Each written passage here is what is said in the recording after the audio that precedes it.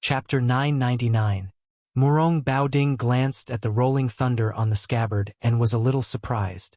Although martial arts were vast and there were countless unorthodox methods, as long as it was related to qi cultivators, it was considered top-notch. The young brother and sister behind him were more than familiar with this. In Beimang, there were qi cultivators who were proficient in collecting thunder and lightning. The money-grubber boy and the foodie girl gathered together and whispered to each other. Especially the gluttonous girl. She smacked her lips and stared fixedly at the 9 genuine purple sky thunder. She was very envious. As long as she swallowed them into her stomach and nourished them for a few years, she would definitely be able to beat this annoying fatty beside her into a pig's head. Hong Jingyan's expression was still rigid. When one's martial arts realm had reached such a high level, it was nothing more than coping with changes by sticking to the status quo. Su Fengyan's crossing the river pawn in his left hand was out of its scabbard in an instant. The speed of the blade was so fast that the scabbard that left his palm crashed into the palace wall. Su Fengyan's arm followed Wang Shou's arc formula and swung the blade down. The 9 thunder lingered and the purple clouds dazzled. Zhong Liang unceremoniously controlled the iron spear that was abandoned by Su Fengyan. He had been holding the spear with one hand. This time, he finally held the spear with 2 hands and took out enough attention to deal with the unsheathed blade. The spear curved horizontally. Before the sharp blade of the blade touched it, the curved tip of the spear was already pointed at Su Fengyan's waist. Su Fengyan did not deliberately change from attacking to defending. He just followed the blade with ease as if he was possessed by God and understood the wonders of the Shin finger. The tip of the blade suddenly twisted and fell faster and faster. His body was also forcefully pulled a few feet forward. The rolling blade technique was still the rolling blade technique. It was just that compared to the rolling blade technique of ordinary swordsmen, it was much more mysterious. The spear missed for no reason. Zhong Liang's eyes lit up. Borrowing the force of the curved spear, the curved body of the spear also curved. In the eyes of others, one person was following the blade and the other person was unwilling to fall behind. Therefore, the person followed the spear. At first, Murong Baoding had a smile in his eyes. He did not think highly of the kid's rolling blade technique. However, when he saw that Su Fengyan's bladesmanship seemed to be disorderly, but it was just right. Every blade was chopped 4 feet away from Zhong Liang's face. This somewhat surprised half-faced Buddha. Zhong Liang, who kept dodging, frowned. He was not angry that this kid was taking revenge on him for pointing the tip of the spear at his glabella. It was because he had never heard of such a ridiculous rolling blade technique. Of course, Zhong Liang did not know that there was an old swordsman from East Yu named Song Yanqing. When he went out in Jianghu for the last time, he had 14 swords and 14 moves. The only sword with a sword tassel was called Zhao Dan, which meant that he was carrying a lamp to illuminate the mountains and rivers. It was such a walking sword that he walked all the way to the side of the white-robed Luo Yang. Every time Su Fengyan's rolling blade finger, a purple thunder was suspended. After 9 times, he suddenly clenched his right hand. There were 9 flying swords hidden in the 9 thunder, which condensed into a formation and trapped Zhong Liang. Su Fengyan did not look at how the breeding demon was going to deal with it. He randomly patted the void with one hand, which was the 18 strokes of the Hu Jia played by the blind female zither player in the battle in the Rainy Alley. His finger tapped on the soldiers crossing the river, which was the finger sword secret skill of the young female chi trainer on the lake of Yuan Mountain Villa. Many of the abandoned talisman swords that were left behind in the square jumped up from the ground and stabbed fiercely at Zhong Liang with distorted trajectories. Together with the domineering Thunderpool flying sword and the unpredictable Hu Jia paddle, it created a magnificent scene. The 3 arcs of the arc formula formed momentum. At this time, Su Fengyan's 3 arcs were secretly learned from Song Yanqing, Xue Songguan, and the Qi trainer from the South Sea. They seemed to be unrelated, but they were fused together and vaguely appeared to be in the great Grandmaster realm. Murong Baoding chuckled softly. It looks good and is quite practical, but it's a bit too messy. There's still a long way to go before returning to the original state of celestial phenomenon. Zhong Liang was exhausted dealing with the 3 arcs in the formation. It was easy to deal with the barbarian clapper that came out of nowhere. With his Vajra physique, even if he was hit by it, it would be nothing more than a flesh wound. It was just a small matter of losing face. He didn't know how the boy controlled the dozens of talisman swords, but it didn't matter. With Zhong Liang's Shen finger comprehension, he could deal with it easily. In the past, with his rare talent, he didn't even need to dodge. However, he was afraid that if he didn't dodge, he would fall into a trap. Moreover, the flying swords of the sword tomb, which were wrapped in purple thunder as clothes, were no longer close to him, a natural sword embryo. Each of the 9 kinds of sword chi had its own killing intent, which was the real trump card. The iron spear that Zhong Liang held with both hands had its spearhead cut off by the purple thunder. From the moment the guy unsheathed the saber in his left hand until now, Zhong Liang hadn't been able to fight back even once. This made the second young master of the Beimang family, who ranked relatively low among the top 10 devils but had outstanding strength, really angry. Beimang was at the top of the martial arts world, and the number of times they fought each other was far more than Liang. They never liked the martial arts fights that didn't hurt each other's feelings. If old monster Wang from the martial emperor city didn't go to Liang Jianghu to be a whetstone, the number of people in the martial arts ranking list might not even be equal to the number of people in Beimang. In Beimang, heroes didn't matter where they came from. Many people were nameless one day, and the next day, they became the distinguished guests of the general. Zhong Liang didn't rely on his identity as Zhong Shentong's younger brother to stand out in Beimang's Jianghu. He relied on being hunted and being hunted again and again. When he was young, he provoked the Dragon King, who was also one of the top 10 devils, and was hunted for nearly a month. It was because of that escape that made Zhong Liang finally become a level 1 master.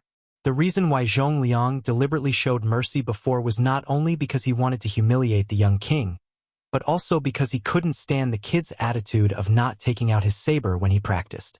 How dare he put on airs in front of Zhong Liang? Only now did he know that the young king of Beiliang had learned a variety of skills and was not inferior to him at all. After he took out his saber, his momentum was even more imposing. Zhong Liang had to restrain his contempt and treat him as an opponent that he could fight with all his strength. Zhong Liang certainly knew that the young man standing 5 feet away from him had many tricks up his sleeves. Other than the thunder-wrapped flying sword, he must have a more powerful trump card.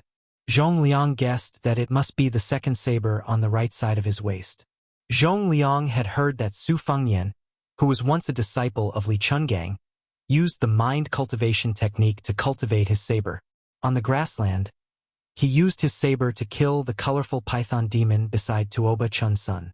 Zhong Liang dealt with the talisman swords that were undulating with the rhythm of Su Fengyan's rhythm. Of course, there was the more troublesome purple thunder sword formation. When Su Fengyan made a move, Zhong Liang countered it. It seemed complicated and long, but in fact, it only took a few blinks of an eye for the talisman swords to be broken and fell to the ground. Zhong Liang's iron spear had also been cut by more than half, and the spear had become a long saber. Fortunately, Zhong Liang's talent was so high that no matter what he learned, he could easily go further than many famous experts who studied for their entire lives. The broken spear in his hand knocked against the purple thunder flying sword.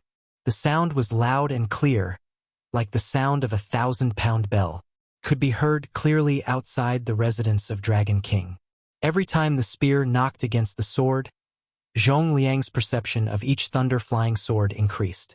When the expressionless young man holding the saber finally moved his right hand, Zhong Liang's pupils shrank. He knew that the saber in his right hand was about to be unsheathed. The outsiders, Murong Baoding and Hong Jingyan, sighed softly almost at the same time. Su Fengyan was indeed holding the hilt of Shodong's saber in his right hand. However, the one who made the move was not Shodong, but the scabbard crossing the river pawn. Su Fengyan's palm was split open, and blood splattered everywhere. It was obvious that the crossing the river pawn was so fast that even Su Fengyan, who was holding the saber, could not control it.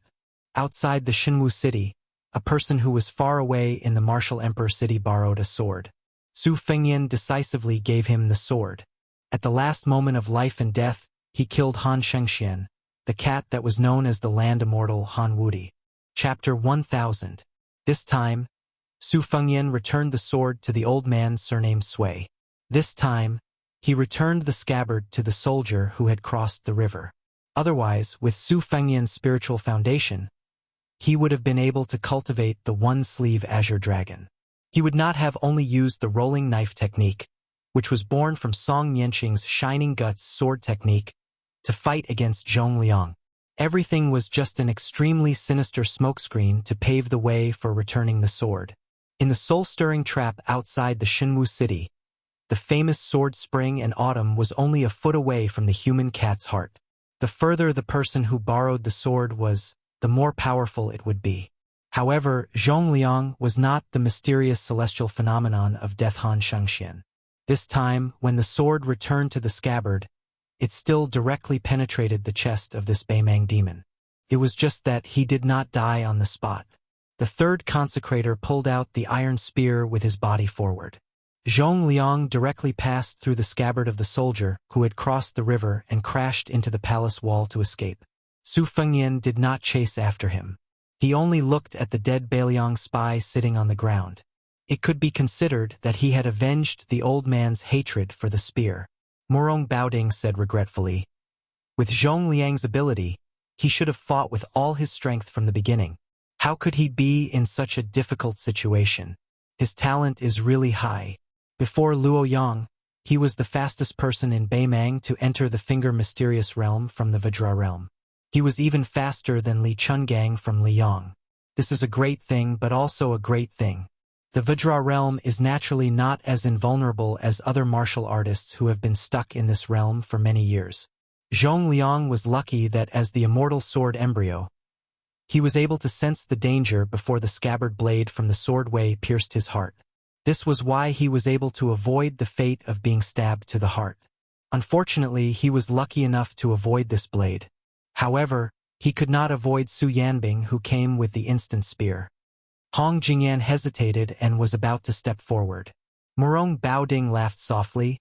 "Have you thought it through? Do I really have to save Zhong Liang from Su Yanbing's hands, so that I can express my goodwill to this king's sister? Don't regret it." Hong Jingyan asked in return, if Hong Jingyan could hide the secret of the military edict from His Majesty, why couldn't the military edict wait for Hong Jingyan's plan before acting? Morong Baoding didn't say anything and just shook his head. The two of them parted ways. As soon as Hong Jingyan left the palace, Morong Baoding muttered to himself, "If I don't dare to gamble, how can I take it?" Morong Baoding raised his voice and said to Su Fengyan with a smile, "This is Gung Lozi. Don't be fooled by his high cultivation level. In this king's eyes, he is far inferior to you. Just now, this king even promised to divide the king of the north and south courtyards with you. Now, it seems like he is really humiliating you, Su Fengyan."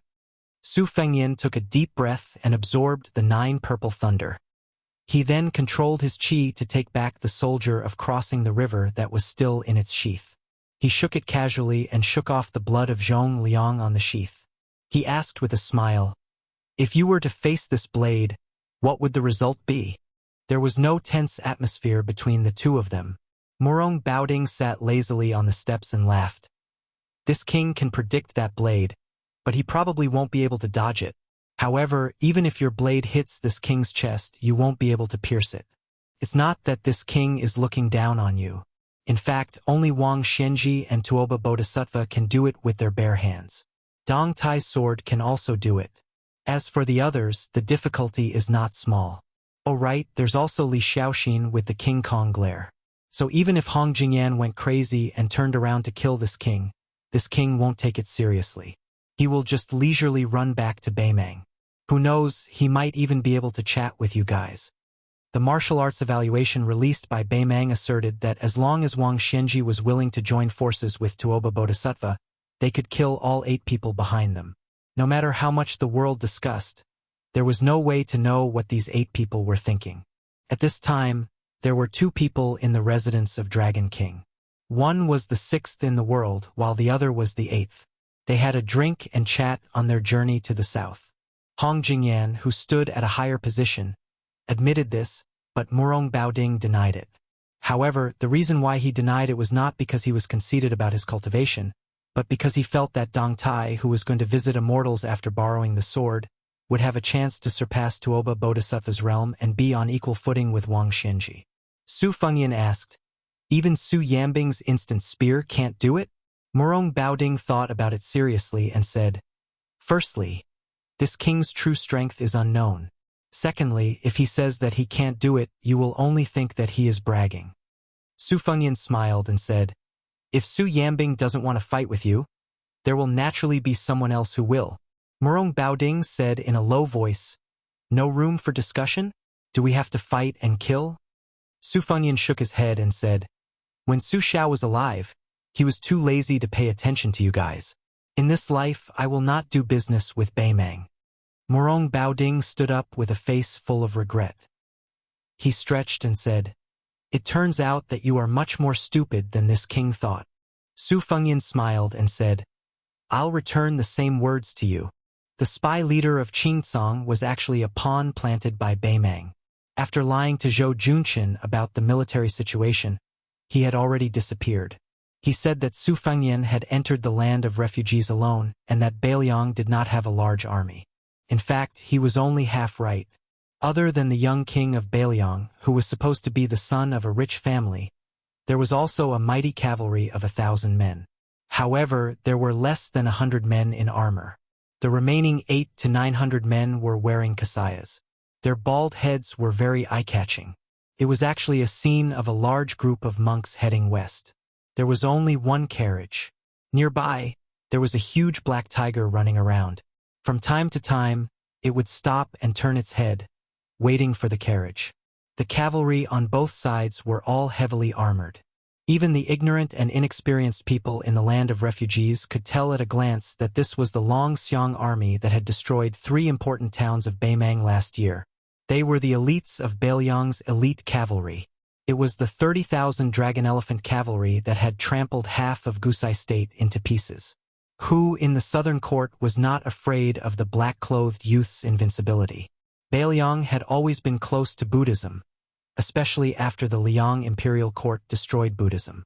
Countless monks and monks fled to Beiliang Taoism, which seemed to be the only worry-free Pure Land left in the world. Then, the new king of Beiliang suddenly ordered all the monks in Liangzhou to enter the land of refugees to preach Buddhism. He also promised that there would be armored cavalry to protect them. Most of the foreign monks were afraid that they had just left the wolf's den and entered the tiger's den. For a while, they took a wait-and-see attitude. Fortunately, the king of Beiliang did not make things difficult for them. He only ordered the 600 local monks in Liangzhou to gather and head west, without any resistance. However, there were more than 300 foreign monks who still had the idea that if they did not go to hell, they would die. In addition to Liangzhou, there were also monks from Yuling and Liangzhou who set off quickly. Many monks who chose to give up the risk regretted when they learned that the Black Tiger, who had listened to the great immortal Qi Xuanjin scripture, was also in the cavalry. Many monks who were familiar with the ways of the world wanted to mend the pen after the sheep were lost. They tried to secretly follow the cavalry, but they were mercilessly driven back to Liangzhou by the border cavalry. After the Beimang spy Taoist Qing Huai, who had been dormant in Qingrong Temple for many years, was killed by Beiliang's falcons, monk Huang Deng, who was a famous monk in Gangnam-do, witnessed the death of the old Taoist with his own eyes. The old monk Huang Deng became the new abbot of Qingrong Temple.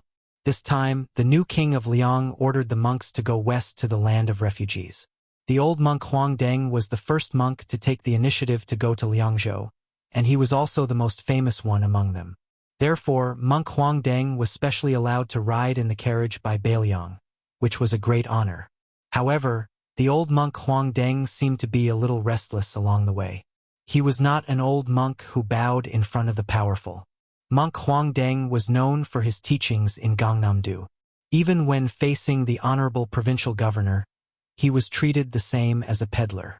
The reason why the old monk Huang Deng was uncomfortable was that the younger brother of the new king of Liang was sitting in the carriage. It was Su Longxiang who had massacred the city and killed the surrendered soldiers at the border last year. If that was all, the monk would not be so restrained. The main reason was that this prince was not barefoot and dressed in black like before. Instead, He was wrapped in an extremely strange bright red armor, revealing only his eyes. The carriage was filled with murderous intent. Monk Huang Deng, who was known for his Buddhist aura, was pitiful. Some distance away from Chingsong City, a falcon was hovering at a low altitude. Hearing the sound, the talisman armor suddenly stood up and left the carriage. The young man in armor began to run wildly. Before the red armor entered the residence of Dragon King, which was located at the westernmost position, it had smashed the entire Chingsong City in a straight line. The Great Vajra Realm against the Great Vajra Realm. Chapter 1001. As soon as Zhong Liang broke through the wall, someone immediately broke through the wall and came over. Moreover, this guy was dressed in bright red. The key point was that he looked like a very valuable family property. This made the money-grubbing young man widen his eyes in envy. He felt that if he had this outfit, he would be very impressive. The foodie girl, who was more talented than her brother, was no exception. She hid behind Murong Baoding and stuck her head out, staring intently. At this time, Murong Baoding's heart was more ridiculous than angry. Did this Su guy just use an armor to send him away? He had heard that there was a talisman general armor among the 4 grandmasters of Liang. He was a good-for-nothing who had been skinned alive. Murong Baoding had always been prejudiced against these so-called masters who used external objects to abuse their power. He looked at Su Fengyan with a gloomy face and said, "This king has already been rejected by Hong Jingyan once. This king's patience is running out. Su Fengyan, I advise you not to take advantage of him. Be careful that you don't become the second Zhou Junshin." Su Fengyan seemed to be in a good mood. He walked to the side of the red armor and patted it here and there. He seemed to be relieved. He turned his head and smiled at half-faced Buddha. "Murong Baoding, don't think too highly of yourself. Who are you trying to scare by calling him this king? This is not Orange Province, and you haven't become the Emperor of Beimang. As for me, thanks to my father, I've seen the Emperor of Liang, the Empress of Beimang, and the vassal kings of Liang. I've also seen many of the top 10 people in the world who are better than you in the martial arts evaluation. They don't seem to be as arrogant as you. Therefore, you should speak as arrogantly as you can."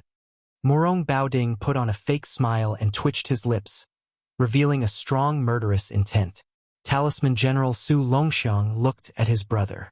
The latter nodded, indicating that he should play freely. Since One Cut Willow was Murong Baoding's illegitimate son, he should treat it as the father paying the son's debt. Su Longxiang turned to face Murong Baoding. He didn't know if it was because of the talisman armor's tight concealment or if it was just a bluff. But Murong Baoding didn't feel any abundant chi flow. This made the governor, who had high vision, very puzzled. Where did Su Fengyan come up with such a joke? Wasn't he afraid of disgrace? Murong Baoding only knew that Su Zhao's youngest son was born with a vajra. He was barefoot and dressed in black. He led the cavalry of Dragon and Elephant and bullied the 3 military towns of Gentleman's Hall. They were like 3 virgins who had no power to fight back. His son's exquisite murderous sword chi couldn't kill him. Naturally, the governor of Orange Province didn't expect that Su Fengyan would make an unnecessary move and let his younger brother wear the talisman general red armor. Su Longxiang's 5 fingers stretched and clenched into a fist. His body moved and he instantly punched Murong Baoding's chest. The chi flow was vast and mighty, and the square shook. Although Murong Baoding's body only swayed slightly and seemed to be motionless, the invisible mirror between Su Longxiang and the governor rippled violently. The 2 palace walls on the edge of the mirror were torn apart, and the peach trees near the foot of the wall were crushed into powder in an instant. Murong Baoding stretched out his hand and rubbed Murong Tsayang's head behind him. The girl knew the severity of the situation and immediately retreated to the throne room with Yelu Kaiyin. After Su Longxiang punched, his body swept back and returned to his original position. He crossed his arms over his chest. This posture clearly showed that he wanted Murong Baoding to punch him back. He didn't dodge. Murong Baoding said, "Oh, so it's Huang Man-er from the Su family who was born with divine strength. No wonder, no wonder." Su Fengyan gently slapped Huang Man-er's head and laughed angrily. "He's the 8th most powerful person in the world. Murong half-faced Buddha. Why are you being so polite with him? One punch each. Treat it as playing house and beat him up with all your might. This guy's ranking isn't high among the 10, but his ability to take a beating is outstanding. His killing power isn't good, and he's much worse than Dong Tai and Han Shengxian. If it were any other of the 10 most powerful people in the world, I wouldn't be at ease. But since it's Murong Baoding, it doesn't matter. Brother can verify if there are any flaws in the talisman armor that the Mo family's great son carefully crafted. Su Fengyan looked at Huang Man, Er's eyes, and glared. You're not allowed to take off your armor. Murong Baoding walked down the steps and mocked himself. You two brothers really don't take this king seriously. Su Fengyan covered his hands with his sleeves and hid far away at the foot of the wall. He squatted beside the old consecrator's corpse. Murong Baoding didn't finish walking down the steps. He tapped the ground with the tip of his foot and casually pushed Su Longxiang's head, which was covered with the talisman armor. Su Longxiang was sent flying. Not only did he smash through the palace gate, there was also a deafening shattering sound coming from the other side of the city gate. Murong Baoding's body was suspended in the air for a moment before he floated down like a feather landing on the ground. This light feather actually crushed the solid bricks. Murong Baoding had just landed when a scarlet rainbow returned. This time, it was Murong Baoding's turn to fly back dozens of feet. In the blink of an eye, Murong Baoding took a step forward and punched out with his left fist. Su Longxiang's right fist collided with his. The astral chi rushed over, and Su Fengyan had no choice but to extend his arm in front of the old spy, Beiliang, to protect him. Then, the two great Vajra realm martial artists fought with their left and right fists respectively. They were like two barbaric bulls wrestling. They didn't have the demeanor of an expert, but their aura was extraordinarily powerful. Murong Baoding roared angrily. His entire face was glowing with golden light. He pushed Su Longxiang a few feet away and kicked him. His expression couldn't be seen clearly. Su Longxiang bent down and wrapped his hands around the leg of the half-faced Buddha. He twisted his waist and forcefully pulled Murong Baoding out of the ground like a radish. He spun one round and threw it out, smashing half of the palace wall. Su Longxiang leaped up and stomped on Murong Baoding's head. The latter slapped with one hand, and his body was like a tornado. He whipped his leg and smashed Su Longxiang into the palace wall on Su Fengyan's side. Just like that, the two palace walls were destroyed in half. Su Longxiang stood up from the dust and slapped his palm on the chest of the talisman armor. His chi flowed in layers and dispelled the accumulated dust on the talisman armor. The red armor was still bright and didn't have any flaws. Su Fengyan grinned happily. For the past half a year, the group of old men in the machinery bureau was only one step away from being forced to hang themselves by him.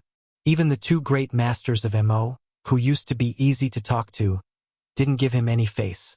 Later on, whenever they heard that he had come to the machinery bureau, they would simply use the lame excuse of seclusion to hide. Otherwise, they would say that they were old and their backs were sore and their legs were cramping. Su Fengyan just had to shamelessly argue with these old men to see who was more shameless.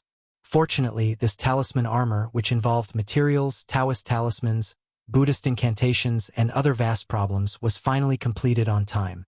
In fact, later on, the old men were addicted to studying it. When Su Fengyan said that he wanted to take it out for a walk, the two great masters of Mo looked at him with resentment as if he had stolen their wives. They even threatened to fight the king of Beiliang to the death if it was damaged in the slightest. Fortunately, Su Fengyan threw out a huge bait. He said that no matter how much manpower, material, and financial resources Beiliang had to build the talisman armor to the level where it could withstand heavenly thunder. He even provoked them by asking if they dared to go against heaven's will. This made the eyes of a large group of old men immediately light up. They turned around and ran to draw the blueprint. They really ran, the kind where they ran away like a wisp of smoke. Su Fengyan looked up and saw that the throne room was still fine. The palace walls had already disappeared, but Huang Manor had somehow wrapped his hands around Murong Baoding's head and tucked it under his armpit. The two of them bumped into each other like this. After they bumped into the palace walls, they went to find trouble with the palace walls. Su Fengyan returned the favor. After he broke free, He grabbed Huang Manor's ankle and used the talisman armor as a knife to cut rice paper, cutting a gully in the middle of the palace walls. Huang Manor did not fall behind. He stepped on Murong Baoding's chest in the air and kicked the half-faced Buddha, who was known as the immovable wisdom king, to stagger. Then, the two of them began to fight back and forth, punching each other's heads. After each punch, the talisman armor and the half-faced Buddha were unharmed, but the ground under their feet cracked inch by inch. Huang Manor was still fine. He had the talisman armor on him, so he did not appear to be in a difficult situation. However, Murong Baoding's clothes were already in rags and he looked like an old beggar. He did not have the slightest bit of the bearing of a Beimang military commander. Chapter 1002. Murong Baoding casually picked up an iron spear from the square and smashed it into the talisman armor's waist. The talisman armor was fine, but the iron spear shattered from head to tail. There were still many iron spears on the ground, but they were all picked up by Murong Baoding. During this time, 2 iron spears were aimed at Huang Manor's eyes, but they didn't succeed. The iron spears that were supposed to shatter were also shattered. Without the palace walls blocking his view, Su Fengyan's line of sight was still quite wide. When he saw this scene, he couldn't help but tremble with fear. He had intentionally looked down on Murong Baoding, who was the 8th most powerful person in the world. However, the half-faced Buddha's methods weren't as powerful as the other 9 people's. However, that was only when compared to Wang Shenji, Tuoba Bodhisattva, and Deng Tai. It didn't mean that Murong Baoding was a coward who only knew how to take a beating. The half-faced Buddha's punches and kicks weren't as powerful as Huang Manor's. If it were an ordinary martial artist in the Vajra realm, they would have been beaten to a pulp. Su Fengyan could see that the ingenuity of the half-faced Buddha's attack was that after a punch, there would still be a lingering effect on the opponent's body. The essence of willow sword chi was able to grow a willow. It was most likely born from this. Therefore, after more than 100 punches from Murong Baoding, how heavy would the chi accumulated on Huang Manor's talisman armor be? Therefore, when Huang Manor was pushed to the wall by Murong Baoding, before the talisman armor could touch the wall, a huge hole was blasted in the wall by the red armor's crazy chi. Murong Baoding looked at the red armor who stood up from the collapsed ruins and let out a long sigh. Their clan had the custom of worshipping Buddha. When Murong Baoding was young, he liked to follow his elders to the temples to worship Buddha. Moreover, he would often raise his head to look at those gilded Buddhas, and he would often look at them for several hours. As he grew older, especially after the Murong Empress usurped the throne, the Murong clan became extremely honored. Murong Baoding did not neglect to focus on practicing martial arts and learning the art of war. Whenever he had free time, he would travel and visit famous temples to look at Buddha. This had practically become a strange hobby that everyone in the Northern Mang and Northern dynasties knew about. During the war between the two countries, Murong Baoding was good at raiding and killing the enemy with a small number of elite cavalry. He became famous early on, but he was much slower in martial arts. After the defeat, Murong Baoding went on a long trip alone and saw a big Buddha enlightened him. He learned the Vajra invincible sitting Buddha. After he opened acupoints, he opened Buddha. And he opened Buddha's Vajra's body. Standing, Murong Baoding slowly raised his left palm in front of his chest. His right hand was about to press against his chest like a monk. Standing Buddha between heaven and earth. Su Longxiang turned his head and looked at Su Fengyan, who was squatting in the distance. He took off the rune armor helmet with both hands and threw it at his feet. He wanted to follow the method that his brother had asked him to memorize. He wanted to knock on a few points of the array and take off the red armor in one go. However, Su Longxiang hesitated and only took off the helmet. He did not take off the armor completely. Su Fengyan saw this and sighed. He did not say anything. Su Longxiang was much taller than when he went to Mount Longhu to cultivate with the old celestial master Zhao Shituan. His face was sallow and emaciated, but the biggest change was that his eyes were less confused and more stubborn. It was this young man who slaughtered the soldiers of the 3 towns of Beimang. He personally led the cruel act of killing the surrendered soldiers after the spring and autumn period. Su Longxiang twisted his neck and punched the palm of his left hand with his right fist. Then he bent his knees slightly. Su Longxiang looked at the half-faced Buddha, whose body was overflowing with golden light. The corner of his mouth twitched. With Su Longxiang as the center, not only did the fist power that Murong Baoding left on the rune armor suddenly disappear, the atmosphere between heaven and earth seemed to be absorbed by the young man. The young man was like an ancient, ferocious beast. If God blocked him, he would kill God. If Buddha blocked him, he would kill Buddha. Su Longxiang began to run. Step by step, he stepped on the ground with the momentum of 1,000 horses galloping thunder. Then he jumped up lightly. His 10 fingers intertwined and formed a fist, smashing down on the head of the standing Buddha. When Murong Baoding's invincible golden body was smashed into the ground, his hands were tightly pressed together and there was a gap. Su Fengyan stood up. He knew that the situation in Qingsong City was settled. Su Fengyan did not stop the young man and woman from leaving quietly. Although Murong Baoding's body was broken by Huang Manor's fist, if both sides were to fight to the death, Su Fengyan might not be able to gain anything. Su Fengyan looked at Huang Manor's back. He probably felt that if he took off the rune armor helmet, he would be scolded by his older brother. He looked into the pit for a long time. When Su Fengyan did not appear, he ran to squat down and put on the helmet. He always had his back to Su Fengyan and just squatted like that. Su Fengyan did not know whether to laugh or cry. He just lightly carried the old spy's corpse and walked into the very small throne room. Dressed in a dragon robe, Zhou Junqin bent down hard and called out to the king of Beiliang. He said a lot of mushy and flattering words. Su Fengyan placed the old man's corpse beside the dragon pillar. He did not say anything and just glanced at Zhou Junqin. The latter quickly shut up. He realized that the young vassal king in front of him, who had seen many storms, was not like the previous vassals he had relied on. Not only was his eyes shallow, but he was also soft-hearted. Zhou Junqin lamented in his heart. Half an hour ago, he was still waiting for his subordinates to tie this guy up and bring him to the throne room. He hoped that he could enjoy an audience with the dignified king of Liang. Now, the battle outside had turned the world upside down. Not only had the Ruren Mountain Lord, Hong Jingyan, even Murong Baoding had to personally lead the battle. Thinking of this, Zhou Junqin bent down even more. Su Fengyan went straight to the point and said, "Originally, I wanted to rely on my status as the Northern Liang Prince to talk business with you while drinking. However, as the Azure City Lord, you really put on airs. All right, we can settle the old and new debts together. Ruan Shandong is from Northern Liang, and so is your third consecrator. They all died because of you, Zhou Junqin. Your head isn't worth much, so you can't pay for it. When I came in, I estimated that you would have to use 20,000 loyal refugees to pay for it. Zhang Heng and He Dajia have about 3,000 bodyguards. Shen Kongwu, who is not in the city, has another 1,600. In addition, there are more than 1,000 dragon scale guards from the residence of the Dragon King. These are not included in the 20,000 people. Just take it as a gift for our first meeting." Zhou Junqin cried and wailed, "Your Highness, I don't have the ability to turn beans into soldiers. Winning over 20,000 refugees is harder than ascending to the heavens, let alone making them loyal.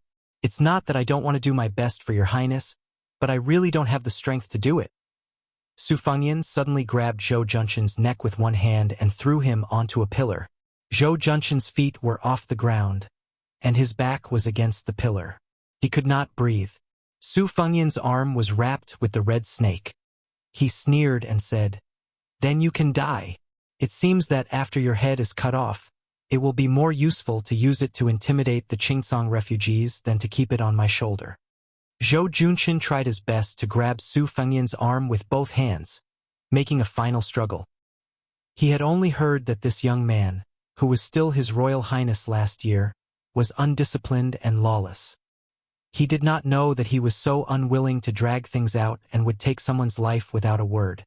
Zhou Junqin was smart, so he knew to wait for a good price to sell himself at a fair price. He did not want to sell himself too cheaply to Beiliang. It seemed that the king of Beiliang did not like smart people. If he had known this earlier, even if Zhou Junqin had the courage of a bear and the courage of a leopard, he would not have dared to hide his shrewdness. Su Fengyan reached out and pulled out the crossing the river pawn. He tilted the blade and gently pressed the tip of the blade against Zhou Junshan's forehead. He smiled and said, "If I stab the blade into your skull, I will probably be able to nail you to the pillar. Emperor, I have always wanted to kill you, so it's not a bad idea to try it out on you first." After an unknown amount of time, Zhou Junshan slowly regained consciousness and opened his eyes with difficulty. He was in a trance and his vision was blurry. Could it be that he had arrived in the netherworld? Or was he still walking on the road to the Yellow Springs and had not crossed the bridge of helplessness? Zhou Junshan subconsciously touched his forehead. It seemed that there was no wound left behind. Zhou Junshan wanted to curse that person surnamed Su for being vicious and merciless, but his throat felt as uncomfortable as if a piece of burning coal had been stuffed into it. He reached out and touched his forehead. It hurt so much that his body trembled and he broke out in a cold sweat. He suddenly opened his eyes wide and raised his head. He saw a snow-white hemp robe and a young face that made Zhou Junshan fear to the bone. Su Fengyan looked down at the local emperor, who was sitting limply on the ground.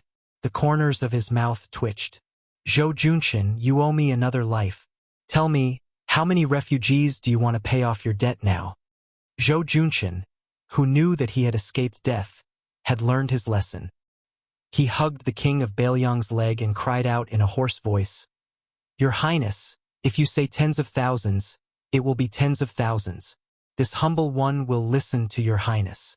If this humble one dares to say no, your Highness will reward this humble one with a knife. Your Highness, you don't even have to lift a finger."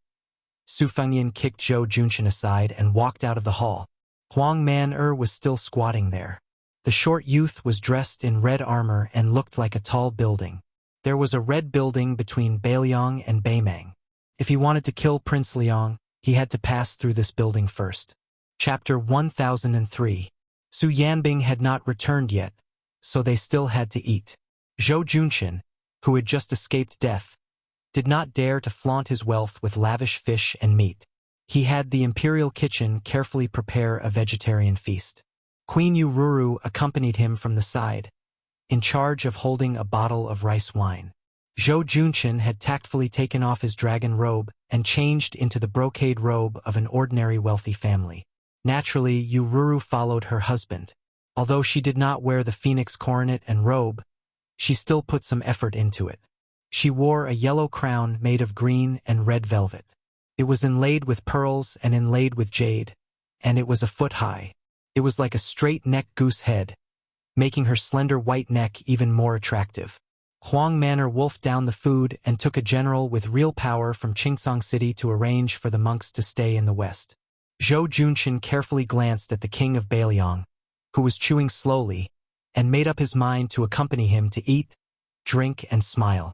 As for sleeping with him, he was a man, but he was powerless. That was the skill of the queen of Qingsong City. Su Fengyan ignored Ururu's flirtatious glances and asked Zhou Junshan to tell him about the situation of the two kings of Bailiang. The spies of Bailiang were not immortals. They could not be meticulous in all aspects. Zhou Junshan was one of the 4 leaders in the land of refugees. The news from his mouth was not low. Malioka, the king of Phoenix Soaring, was once an unknown metalworker in Yangzhou. The way he made his fortune was somewhat similar to Zhou Junshan's. Both of them first worked for other powerful forces, but they were nothing more than advisors. Later, his old master died in an assassination attempt. The nominal king of Phoenix Soaring was young and ignorant, so Malioka was able to control the emperor and command his vassals. Little by little, he accumulated a substantial amount of wealth. However, Zhou Junshan said that this person had some fateful encounters with Mount Lantua in the western region. Since last year, he had been sheltering hundreds of monk soldiers. According to Northern Liang spies, the prince of Linyao, Kai Anshan, who came from an aristocratic family in northern Liang, was harsh and merciless. He was a person who shared weal and woe but could not share riches and honor with others. However, in Zhou Junshan's mouth, Kai Anshan was actually described as a rather heroic old man. Su Fengyan felt that Kai Anshan most likely had some ability to convince the vile Zhou Junshan wholeheartedly. As for the gang between Linyao and Fengxiang, They were all horse bandits who relied on plundering for a living. They turned their backs on each other and were experts in taking advantage of each other. Over the years, the three military towns had suffered quite a bit. Moreover, this group of horse bandits were often bold enough to cross the border and plunder from Northern Mang's southern court. Once, one of Northern Mang's great generals, Lu Gui, was alarmed. Not only did he personally lead an army to suppress the bandits, he also specially instructed a fatty surnamed Dong to keep an eye on this area. It was only after this incident that the horse bandits at the border of Gusai province were reduced by a lot. This lawless gang was stationed at Stone Mountain. Zhou Junqin said that the gang leader was a coquettish woman in the prime of her youth. He revealed the heavenly secret and reminded Su Fengnian that although this group of horse bandits was not on good terms with Northern Mang, both he and Kai Anshan privately felt that it was merely a ruse to injure themselves to gain the enemy's confidence. In reality, they were spies that Northern Mang had planted in the refugee lands. Su Fengnian sorted out Zhou Junqin's words bit by bit and did not find any big loopholes. He asked, "The three old military towns and the horse bandits have a total of 170,000 to 180,000 sinners. About half of them are in the prime of their lives. They can fight on horseback and farm off horseback. They are a source of soldiers that even Beimang covets. I don't expect to get all of them in one go.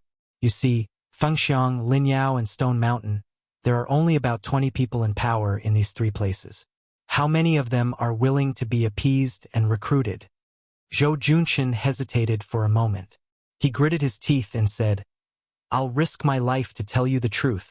As long as they don't really starve to death, they would rather be hungry than eat the leftovers given by the Beiliang. Take my Qingcang city as an example. It's easy to guess that Shen Kangwu and his 1,600 people would take advantage of this opportunity to either establish their own family or to rely on Kai Anshan in Linyao City. They would rather die than run back to Qingcang City. No matter how high the position you give him, it's useless." When he was 6 years old, he saw with his own eyes that the heads of his family's elders were chopped off one by one. Then he was driven to this desolate land of refugees. Even in his dreams, he was thinking about how to kill his way back to Beiliang for revenge. Fengxiang and Linyao also have many people in their prime who are irreconcilable with the Beiliang. They hold military power. Firstly, I'm not from the Beiliang noble family that was destroyed back then. I have no grudge against the Beiliang. Secondly, I admire the ability of the prince from the bottom of my heart. That's why I'm willing to do anything for the Beiliang."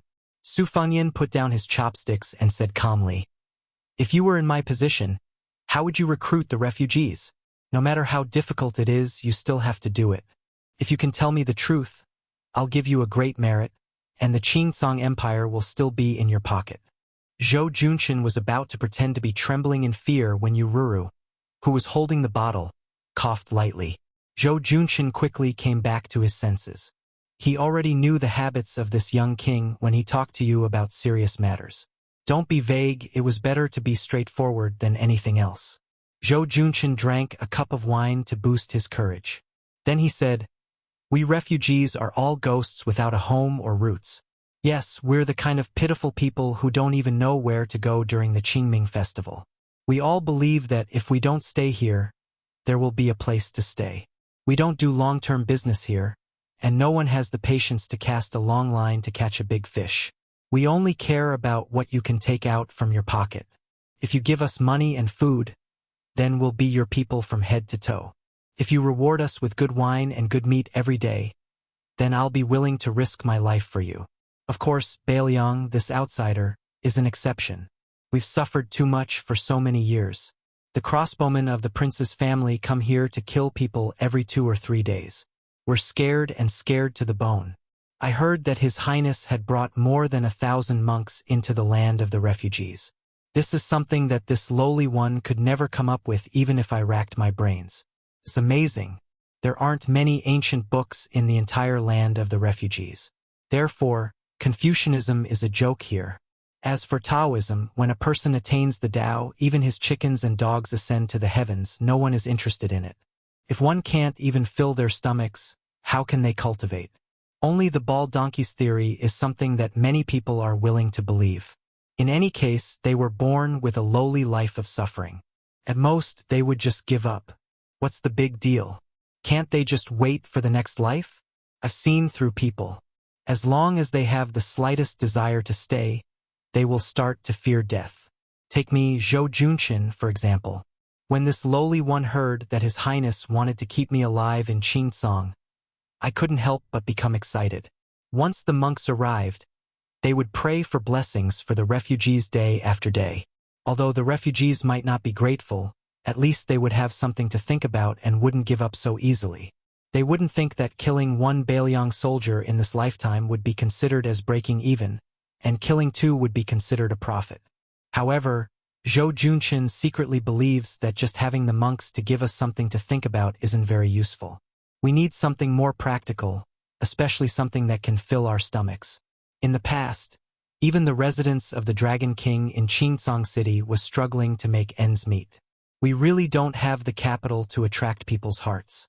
However, with His Highness's Bailiang backing us, we don't need a lot. As long as we can place 10 or so large pots at each of the 3 city gates every day, I don't believe that no one will take the bait. If no one comes for a day, then there should be at least one in 10 days or half a month, right? As long as someone takes the lead, then we won't be able to stop the refugees from flocking to us. Perhaps everyone has a little bit of backbone, but there's also a distinction between what's important and what's important. Some people are more important, and there's no lack of people who are more important than their lives. However, there are still more people who are less important. Yururu timidly lowered her eyes and softly interrupted Zhou Junshin.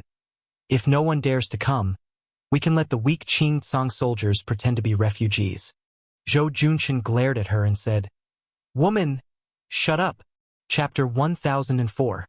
Su Fengyan waved his hand. He did not comment on Yururu's strategy and signaled Zhou Junshin to continue. The latter, who was full of evil tricks, drank wine to moisten his throat. His face was flushed red. It was obvious that he was in a good mood. If we only use the Bailiang cavalry to crush the 3 towns, the refugees will definitely not be able to defeat them. They can hide in the western regions or even Baimang. If they scatter like birds and beasts, then they will ruin His Highness's grand plan. If they were forced into a corner by the Northern Liang Iron Cavalry, there would definitely be people who would defect to the Northern Mang Southern Dynasty in a fit of anger. I heard that in the western capital of the Southern Dynasty, there were indeed some important people who wanted to recruit the refugees for their own use. However, many of the policies to pacify the people were all bark and no bite. Presumably, they were obstructed by the western capital. Moreover, even though the refugees were poor, they were not stupid. They were afraid that the Northern Mang had ill intentions. Once they boarded the Southern Dynasty's pirate ship, they would be ordered to fight to the death with the Northern Liang Iron Cavalry. Compared to Zhou Junshin, the refugees in the Southern Dynasty had a bellyful of evil tricks. Internal strife, the ability to harm one's own people. These people who joined the Northern Mang slaves of 2 surnames are all carrying the experience slowly accumulated by generations of old ancestors for hundreds and thousands of years. Aren't the history books tirelessly teaching the scholars of the younger generation how to kill without shedding blood? Su Fengyan had a new level of respect for him. He smiled pleasantly and said, "Don't be sentimental. Let's talk about serious matters." Zhou Junshin quickly nodded like a chicken pecking rice. He said, "Zhou Junshin has a plan. There are 4 words: divide and conquer. There are 2 types of division. The first type is territorial. Excluding this dogfart Qingsong king, then your highness can promise that the other 3 armies will continue to be local emperors. However, they will have to submit to the Bailiang nominally. Your highness can add a new province to the refugees' land. This will give you the titles of provincial governor and general. Qianshan will definitely scoff at this, but it doesn't matter. Malyoka, who only cares about his own happiness and doesn't care about the lives of others, may be tempted. Moreover, Qianshan is not tactful and doesn't appreciate the kindness. It is possible that his subordinates will be tempted. In this way, the 2 towns' refugees will more or less have their own ulterior motives. In any case, if they defected to the Bailiang, when the time comes and they really have to fight to the death on the battlefield, it will be the soldiers under their command, not the officials. However, This matter still needs to be told by Your Highness personally.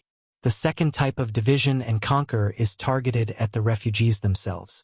Some of them are abandoned soldiers who committed serious crimes in the Bailiang army. These people will be pardoned.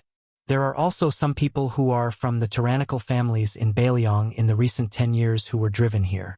Your Highness can restore their family property in Bailiang. If they have official titles, you can just return them. If you think too highly of them, you can reduce their family property by half and reduce their official titles. As for the earliest batch of refugees and locals, the people who surrounded them did not change their nature and were the largest in number. However, it was not necessarily true that they were impenetrable. Their ancestral businesses and ancestral graves were all within the borders of northern Liang, so they were allowed to return to their hometowns to worship their ancestors. After witnessing the prosperity of their hometowns in northern Liang, some of them would eventually be willing to return to their hometowns and return to their hometowns. There were also some desperados who had nowhere to escape and could only seek refuge in the land of refugees. Some of them were Jianghu people of the Central Plains, and some were descendants of officials who hated the Liang imperial court to the core. These people were even easier to deal with. As long as the prince issued an order to open the gates of northern Liang for them, they would be the most willing to leave the land of refugees. There is one more thing that I have to be bold to say. Your Highness has great ambitions and no one can match you. Therefore, Bailiang will definitely be able to take in the hundreds of thousands of refugees. However, your table manners will have to be better. How can you do that? Once the sinners from the 3 towns are recruited, for example, they will not be in a rush to join the border army and instead be sent to the relatively stable Lingzhou. However, their salary can be very low, much lower than the border army and even the Lingzhou army. Once they have integrated into Bailiang, they are originally people who can't stand loneliness and most of them don't have anything to worry about. At that time, they will probably start thinking about going to the border to obtain military merits. Hey, I've gone too far. Prince, please don't blame me. This lowly one will speak a bit more closely. If you want to succeed by dividing and ruling, it is nothing more than the method of combining kindness and might that all those in power since the ancient times are fond of using. This lowly one has already said that giving an official's hat, giving a starving person a mouthful of food, and removing a criminal's name is all Prince's great kindness and benevolence. In order to establish prestige, the prince doesn't necessarily need to personally take action like today. The young prince only needs to bring several thousand dragon elephant cavalry with him. The young prince has already made an illustrious name for himself, an unrivaled general who can kill northern Mang's elite soldiers like cutting rice. With the prince's grace at the front and the young prince's cavalry trailing behind, even if their bones are tough, they aren't as tough as the refugees, so they can only go with the flow and surrender. In any case, losing to this kind of hero isn't shameful at all, right? As for the remaining stubborn people, if they want to die, then they can go and die. From the 300,000 Beimang cavalry that the old prince handed over to you, who would be so careless to kill? Yu Ruru quietly curved her eyebrows. She was carefully observing the young vassal king's expression at all times. It seemed that her husband's nonsense was not able to keep his position as the ruler of Qingcong, but at the very least, he didn't fall into a worse situation. Su Fengyan smiled. You and a certain person's strategy of governing the refugees coincides a bit. You have about 50 to 60% of his skill. However, I have never been to the land of the refugees. I am different from you. Zhou Junqin subconsciously bent his waist even though he was sitting. He said with a flattering expression, "This little one is just making things up. I don't dare to compare myself to the expert beside your highness. If there is a 10 to 20% similarity, then it is like stepping on dog shit." Su Fengyan stood up. Zhou Junqin quickly followed.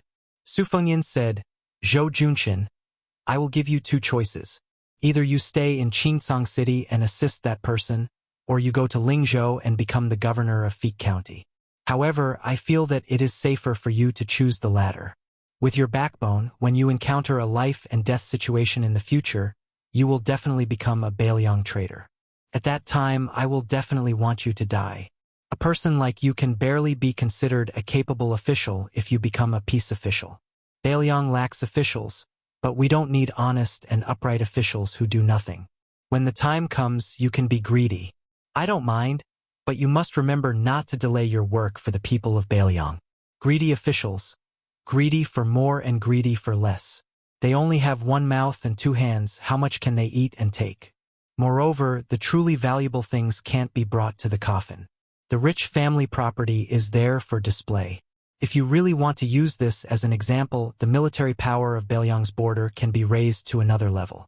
However, the Su family is not at the end of the line yet. Zhou Junshin and Yururu, who had knelt down to express their gratitude, looked at each other. They could see the fear in each other's eyes. Su Fengyan said indifferently, "Both of you, get up. You can probably stay in Qingcang for another month or so." Zhou Junshin and Yururu got up and stood side by side. Su Fengyan suddenly smiled at Yururu and said, "I have given Zhou Junshan the position of governor. I don't have anything to give you. Your situation has been written in Bailiang's spy reports.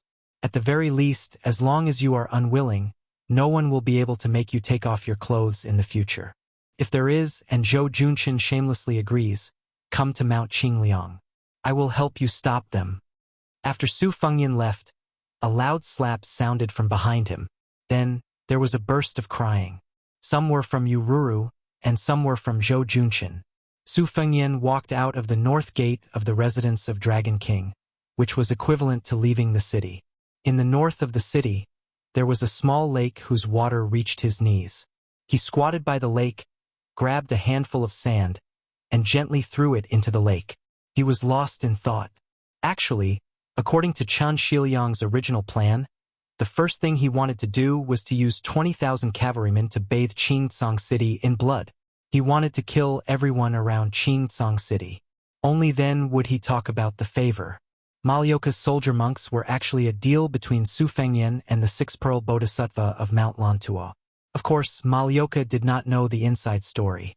If the female Dharmaraja of the esoteric sect wanted to be the master of Mount Lantua, she would have to join forces with the Su family of Bailiang. Su Fengyan would then use this opportunity to control the vast area of the western region. Of course, there was also an urgent need, which was to form a military situation that would suppress hundreds of thousands of refugees from east to west. Then, he would send tens of thousands of light cavalrymen to the north and south borders to prevent the refugees from escaping. In fact, the refugees in this huge pocket would either surrender or die. Beimang's southern dynasty deliberately spread rumors that Su Zhao's last words were to bury the refugees with him before his death. Before Li Yishan died, he left behind a simple and comprehensive brocade pouch. Chen Shiliang's vicious strategy happened to coincide with it. However, in Su Fengyan, he knew that his master felt guilty towards these refugees who lost their homes because of him. It was just that he never said it out loud. Instead, he wrote it down on the tip of his pen. His master died without a grave and his ashes were scattered at the border. When one was born, one had someone to rely on when one was old, and one had someone to bury when one died. These were the three blessings of life that the withered man mentioned. The hundreds of thousands of refugees on this piece of land did not seem to be able to enjoy any of them.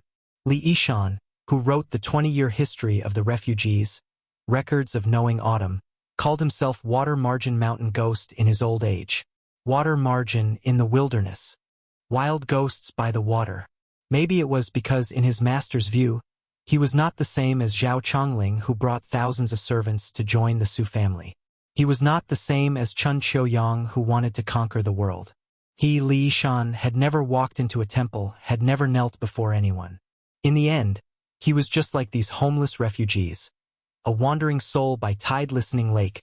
A wild ghost on clear, cold mountain. Su Fengyan leaned back and closed his eyes. He lay on the yellow sand, his hands behind his head. After eating Master Lu Hao's purple lightning, he ate Qilin's spiritual master Yuan Qingshan's steamed bun. He was a bit full. Chapter 1005. The residence of the Dragon King had been turned upside down. But Qingcang City did not have much of a fuss. To the refugees in the city, there were only a few hundred shiny bald heads. Those who were more informed knew that a cavalry of 800 people had entered the city at night to guard the residence of the Dragon King. This elite cavalry was all mounted on white horses and white armor. They were also armed with swords and crossbows, looking very imposing. It was an established fact that Beiliang controlled Qingcang City. Since they did not massacre the city, instead, resources were constantly flowing into the city. Many rare items that were usually priceless sprouted up overnight in Qingcang City. Most of the refugees just went with the flow and muddled through. It was not that there were no refugees who left the city, but the restrictions were relaxed and there were no obstructions. After a few days, these Qingcang nobles who had some family background quietly looked on coldly. When they saw the peaceful scene in the city, they resentfully returned to the city. Other than setting up pots and delivering porridge at the city gates, the Dragon King's residence had also become the new governor's official residence. Beiliang no longer banned the transportation of salt and iron to Qingcang. Moreover, the governor had begun to set up a household register. It was said that as long as the people of Qingcang passed the inspection, they would be allowed to enter Ling province, the richest of the 3 provinces in Beiliang, to do business. Zhou Junqian, who had no chance to wear a dragon robe in his entire life, was very happy. The king of Beiliang was very efficient in doing things. The official document signed by the governor of Beiliang, Chu Lushan and Li Gongda, had already been sent to the entire Ling province. If he didn't have to help Governor Chan clean up the mess in Qingcang City, he could have dragged his family and rushed to Huangnam County, which was the granary of Ling province. This governor was a very lucrative position. The previous governor, Song Yan, was now the king of Ling province. It was clearly a good place to get promoted and get rich. Zhou Junqian, who was a fence-sitter, was a very good person. As long as he didn't have to work hard and was given a lot of benefits, he would do his best. He didn't hesitate at all. In the past half a year in the city, he had been serving Governor Chun, who was unfamiliar with this place. It was called working hard without complaint. Originally, he was a local emperor who didn't go to court every day. But these days, he didn't have much sleep. In the blink of an eye, he had become a personal soldier of Qingcang. He was resentful and frightened. Zhou Junqian, who was sandwiched between the new lord and his old subordinates, was really a matchmaker and a bride. He was so angry that his mouth was full of bubbles.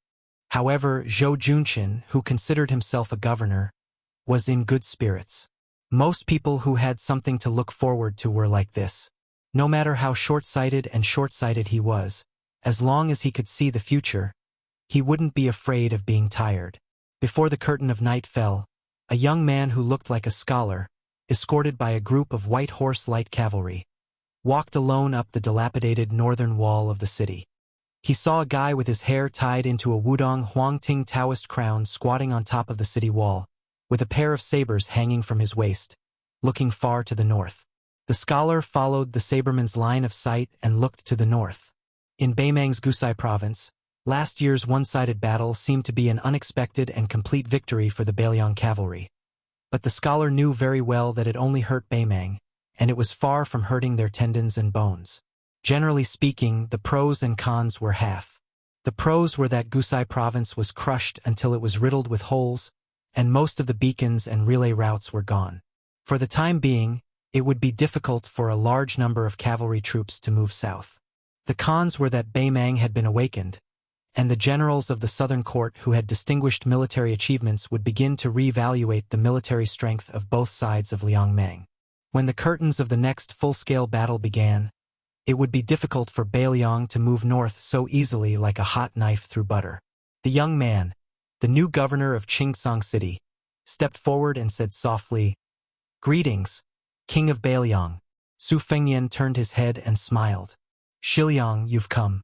You've been so busy these past few months that I didn't even have the nerve to ask you out for a drink." Chun Shiliang smiled and didn't respond. This was probably the difference between him and Su Beiji. Whether it was getting along with His Royal Highness or the new king of Liang, Su Beiji had always ridiculed and rolled his eyes when he should. He had never had the understanding of living under someone else's roof. However, Chun Shiliang was different. He had always kept his place. At that time, His Royal Highness's trusted aides parted ways. Su Beiji was sent to Longqing County, while Chun Shiliang lived in seclusion in the king's mansion on Mount Qingliang.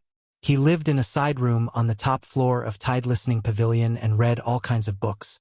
The books he read were all the books and manuscripts left behind by Li Yishan.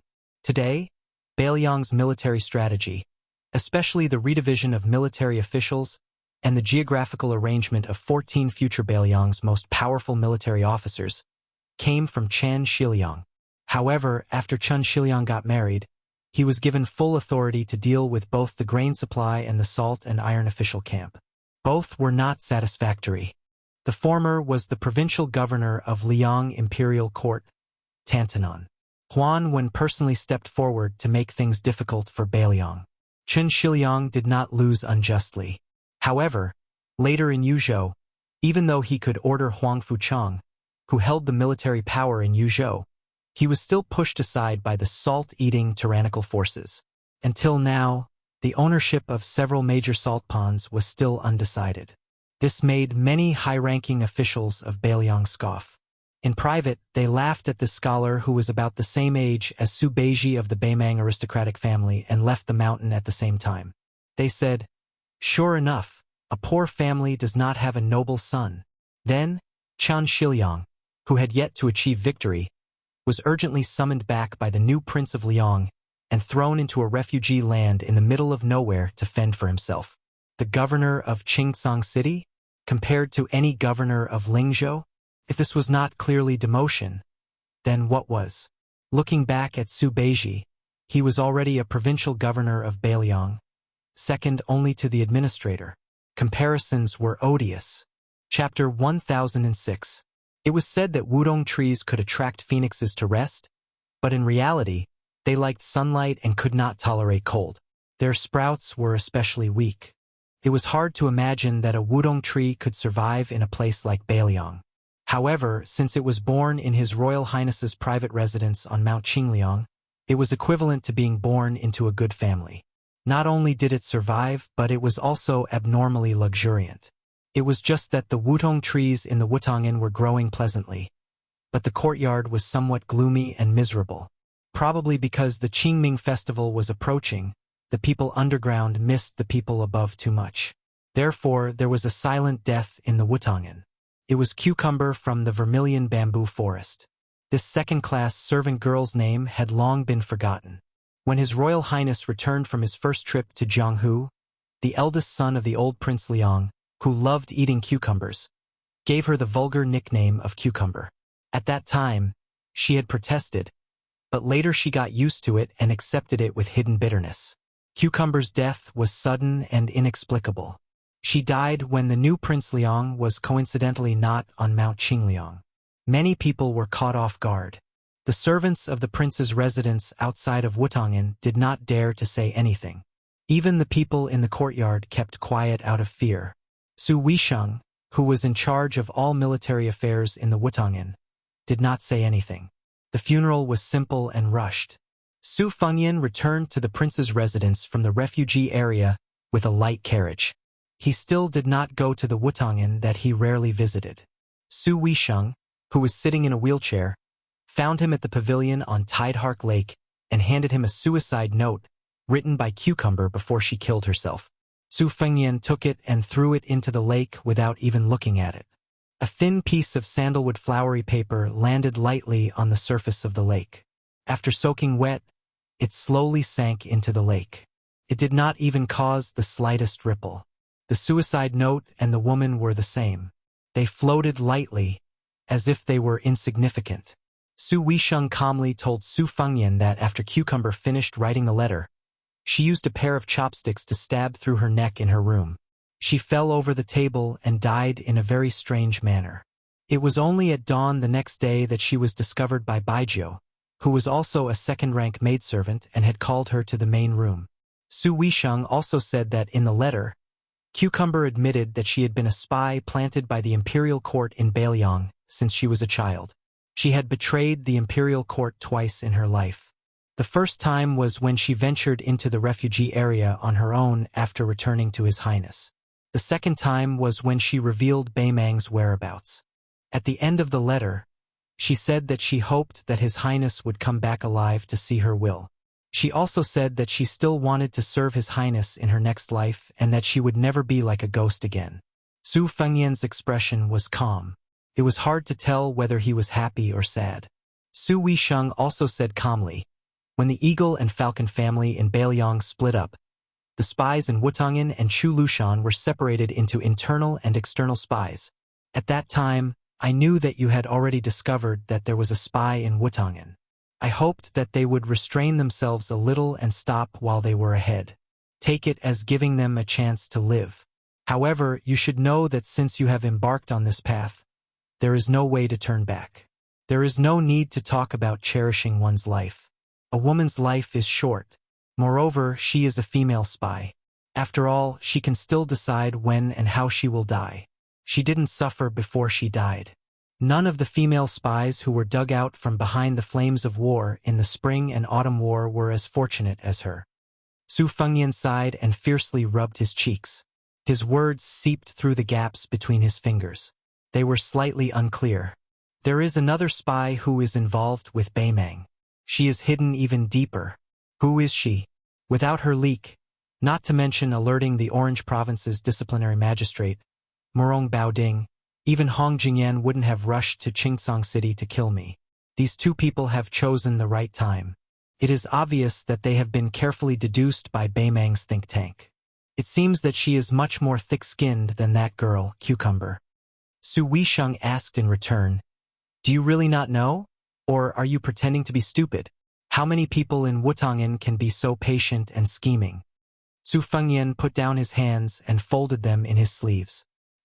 He turned his head to look at the surface of the lake and said softly, I will go see her right now. Sister, help me prepare 2 cups of wine. Su Weisheng hesitated for a moment, but in the end he didn't say anything. The second-rate maids in Wutongyan all had their own private rooms, each with their own charm. Green Ant's room was the most miscellaneous. There were many strange objects in the room, but there weren't many books. She was good at playing chess, but she didn't have a chessboard or a chess piece. When she played chess, she would play chess directly with His Royal Highness in the main courtyard.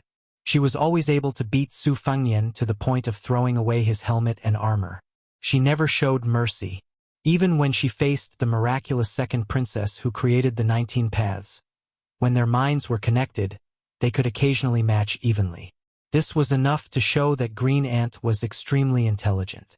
Perhaps it was because extreme intelligence led to injury, but Green Ant was also the weakest of the maids in Wutongyan.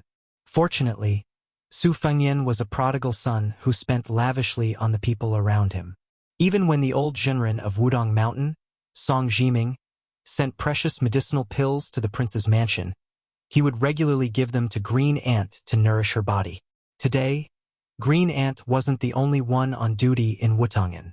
The door to the room wasn't closed. She sat alone by the window, looking at the green Wutongyan trees outside with a smile on her face. When she heard a knock on the door, she turned around and saw His Royal Highness holding a cup of wine in each hand. She stood up with a smile. Most of the women in Wutongyan still liked to see this gentle and handsome young man as His Royal Highness. Su Fengyan walked to the window, put down 2 cups of wine, and followed her line of sight to look outside the green screen window. Green Ant didn't care about seniority. In any case, Wutongyan didn't pay much attention to these rules. She gently sat back in her chair, put her elbow on the armrest, leaned her body, and raised her head to look at him. It had been like this for so many years. This man had always been staring at Beiliang, the Jianghu, and the country. She could only look at his side or back. At most, she could only see his front when they were playing chess and drinking. Green Ant smiled gently and asked, Cucumber is a fool. Your Highness, don't you think so? Chapter 1007. Su Fengyan didn't shift his gaze. He nodded and said, In this courtyard, she's always been the stupidest. Her handwriting is the ugliest, her chess playing is the worst, and her zither playing is also lacking in spirit. Every time you guys instigated her to go and provoke bad luck, to assassinate Yu Wei, to assassinate Pei Nanwei, to assassinate Lu Qingyan, she attacked from all sides and made enemies on all sides. Even after taking the blame, she still thinks that she's a righteous and indomitable heroine. Every time I wanted to scold her, I didn't know how to open my mouth. If I scolded her in a roundabout way, she would definitely take it as a compliment. If I scolded her directly, she would cry to death. The stupidest one of us became a spy. In the end, she was really stupid to death. So I don't blame her because she's just a silly girl. Besides, she still has her parents in Lianjiang Prefecture, so she had no choice. But what about you? You've always been the smartest one in this courtyard. My sister said that you have no relatives or friends in Beimang, so why were you willing to risk your life for the barbarians? For fun? If you had switched sides earlier and been content to be a Bailiang woman, Green Ant, who would have been able to come to Wutongyan to kill you? Zhong Liang, Murong Baoding, or Hong Jingyan? The latter two, the top 10 martial art masters in the world, were both called to Qingsong City by you. Didn't they still fail to kill me? I really don't understand. Green Ant said calmly, Your Highness, why don't we drink wine and chat? Which cup is your Highness, and which cup is mine? Just take it as a farewell for me. I'm braver than Cucumber, and I'm more shrewd. I also hope that your Highness will be able to return home alive, but I want to be able to talk to your Highness again. Cucumber doesn't dare. Not only is he stupid, he's also a coward. Su Fengyan laughed coldly and said softly, He's already a ghost. It's good that we're here before Qingming Festival. Green Ant shook Su Fengyan's sleeve. Her eyes blurred as she looked into his eyes. This beautiful and intelligent woman muttered to herself, We are both women. Why should I be a maid? Why should I call myself a servant when I see your Highness? Why should I only be able to look at you from afar for the rest of my life? I'm not stupid, I dare to kill people, I can even kill people on paper. I also have a name, I also want to get married, I want to be a good wife and teach my children. I have too many ideas. But your Highness, do you know what my biggest idea is? I remember when His Highness came back from the capital, he drank with me and talked a lot about dreams. He said that the dream of a homeless dog was to have a home. It was said that the dream of a soldier crossing the river was to be able to turn back after crossing the river. It was said that the dream of a swordsman was to enter the Jianghu with a sword and leave the Jianghu with a sword. It was also said that you don't want anyone to die because of you. You don't want to see the people around you die one after another. So my dream is to make you look at me one more time. Really look at me, just like now. You can only remember me when I'm dead. You can hate me for as long as you live. Su Fengyan shook back his sleeve, not letting her grab it. Green Ant exhaled and smiled sweetly. I'm done talking. I can die now. Your Highness, you can leave now. Don't dirty your eyes. I don't want to make your Highness feel guilty before I die. Su Fengyan turned and left. Not long after Su Fengyan left the room, there was a slight squeaking sound of a wheelchair outside the room. Green Ant didn't turn to look at the woman who was colder and smarter than herself. She bent down and reached for a cup of wine. Is this the Green Ant wine prepared by the second Commandery Princess? Green Ant didn't look at the woman in the wheelchair, and the latter didn't look at Green Ant either. Her expression was indifferent. Green Ant snorted softly. Then it's the same. The Green Ants were really smart. If His Highness personally prepared 2 cups of Green Ant wine, 1 cup would be Dove wine, while the other cup would naturally be ordinary Green Ant wine. Whether the Green Ants lived or died would depend on fate. However, if it was the second Commandery Princess Su Weisheng who gave her 2 cups of wine, she was destined to be poisoned behind His Royal Highness' back. Therefore, it didn't matter which cup she drank. Green Ant picked up a cup of Green Ant wine and drank it in 1 gulp. It was so fast that she didn't even taste the wine before she picked up the second cup and drank it in 1 gulp. Since she was gonna die, it was better to drink an extra cup of wine. She had played chess with the second Commandery Princess many times and won only a few times because she had accumulated advantages bit by bit. Green Ant sat back in her chair and waited for her death. After a long time, Green Ant frowned. She heard Su Weisheng say coldly, I did prepare 2 cups of poisoned wine for you, and I also guessed that he would change the 2 cups for you. He wants you to drink 1 cup of wine and feel lucky that you're still alive. Then you'll leave Bailiang and find a beautiful place to hide.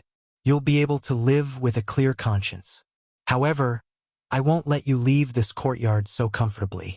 I'm here to force you to drink 2 cups of wine. I'll let you, An ungrateful wretch. Know who's the one who owes whom. He doesn't want you to die, but at the same time he wants you to live comfortably. I'm not that kind. You can only die of old age. I'll let a few elite falcons follow you for the rest of your life. A voice interrupted the quarrel between the two women. That's enough, sister. Su Fengyan came back and pushed the wheelchair away. Su Fengyan pushed her to the top of Mount Qingliang. They looked down at Liangzhou together. He said softly, "My last bit of patience has been worn out. So sister, don't worry. I won't be so kind in the future. Mother said before that no one is born to suffer. Even if a man can't treat a woman well, he can't hurt her as he wishes. He has to treat her as a real human being. Now that Wutongin is peaceful, I don't have anything to worry about. This time you can take it as I've made a clean break. I'll be willful with you for the last time. Sister, what do you think?" Su Weisheng grunted in agreement. Su Fengyan smiled in surprise. "Sister, when did you become so reasonable? I'm not used to it." Su Weisheng knocked her head hard against him. She said calmly, "I saw that after you became king of Beiliang, you went to the Bureau of Machine Building in the back of the mountain more often than I expected. That's why I made an exception and allowed you to be willful for once." Beiliang's Bureau of Machine Building was built at the base of Mount Qingliang. It was this inconspicuous organization that produced the best sabers, the best spears, the best crossbows, and the best armor for the Northern Liang cavalry. Every saber, every spear, every crossbow, and every set of armor were only slightly better than the others. But with the addition of the 300,000 cavalrymen, how enormous and shocking was the accumulated hidden advantage. Beiliang was most dependent on gold and silver. Other than the military expenses, it was the large-scale military equipment produced by the Bureau of Machine Building. The second king of Beiliang, who guarded the northwest gate of the empire, attached even more importance to this than the old king. It was almost to the point of morbidity. Su Fengyan's eyes were resolute. He made a shooting gesture with his hand and said in a deep voice, "I want to talk to Beimeng Liang about an old principle set by Su Shao. The greatest principle in the world is within the range of Beiliang's crossbows." Chapter 1008. The common people of Beiliang only knew that there was a group of people behind the mountain, living to the north of Mount Qingliang. But they had no way of knowing what they did or what their identities were. The mountain behind Mount Qingliang was also known as Bakin Mountain, and it had always been a forbidden area. A wheelchair slowly descended the mountain. Su Weisheng was wrapped in a thick black fur coat, her 2 fingers gently wrapped around her collar. At the foot of the mountain, there was a small navy blue building, unremarkable. She naturally knew that the Real Beiliang Bureau of Machine Engineering was built underground, and it was brightly lit all year round. When Liang swallowed spring and autumn, the craftsmen of the Mahis clan had given their all for the Zhao clan. After greatly benefiting the common people, they originally thought that they could retire and live alone in the mountains and forests to do some research.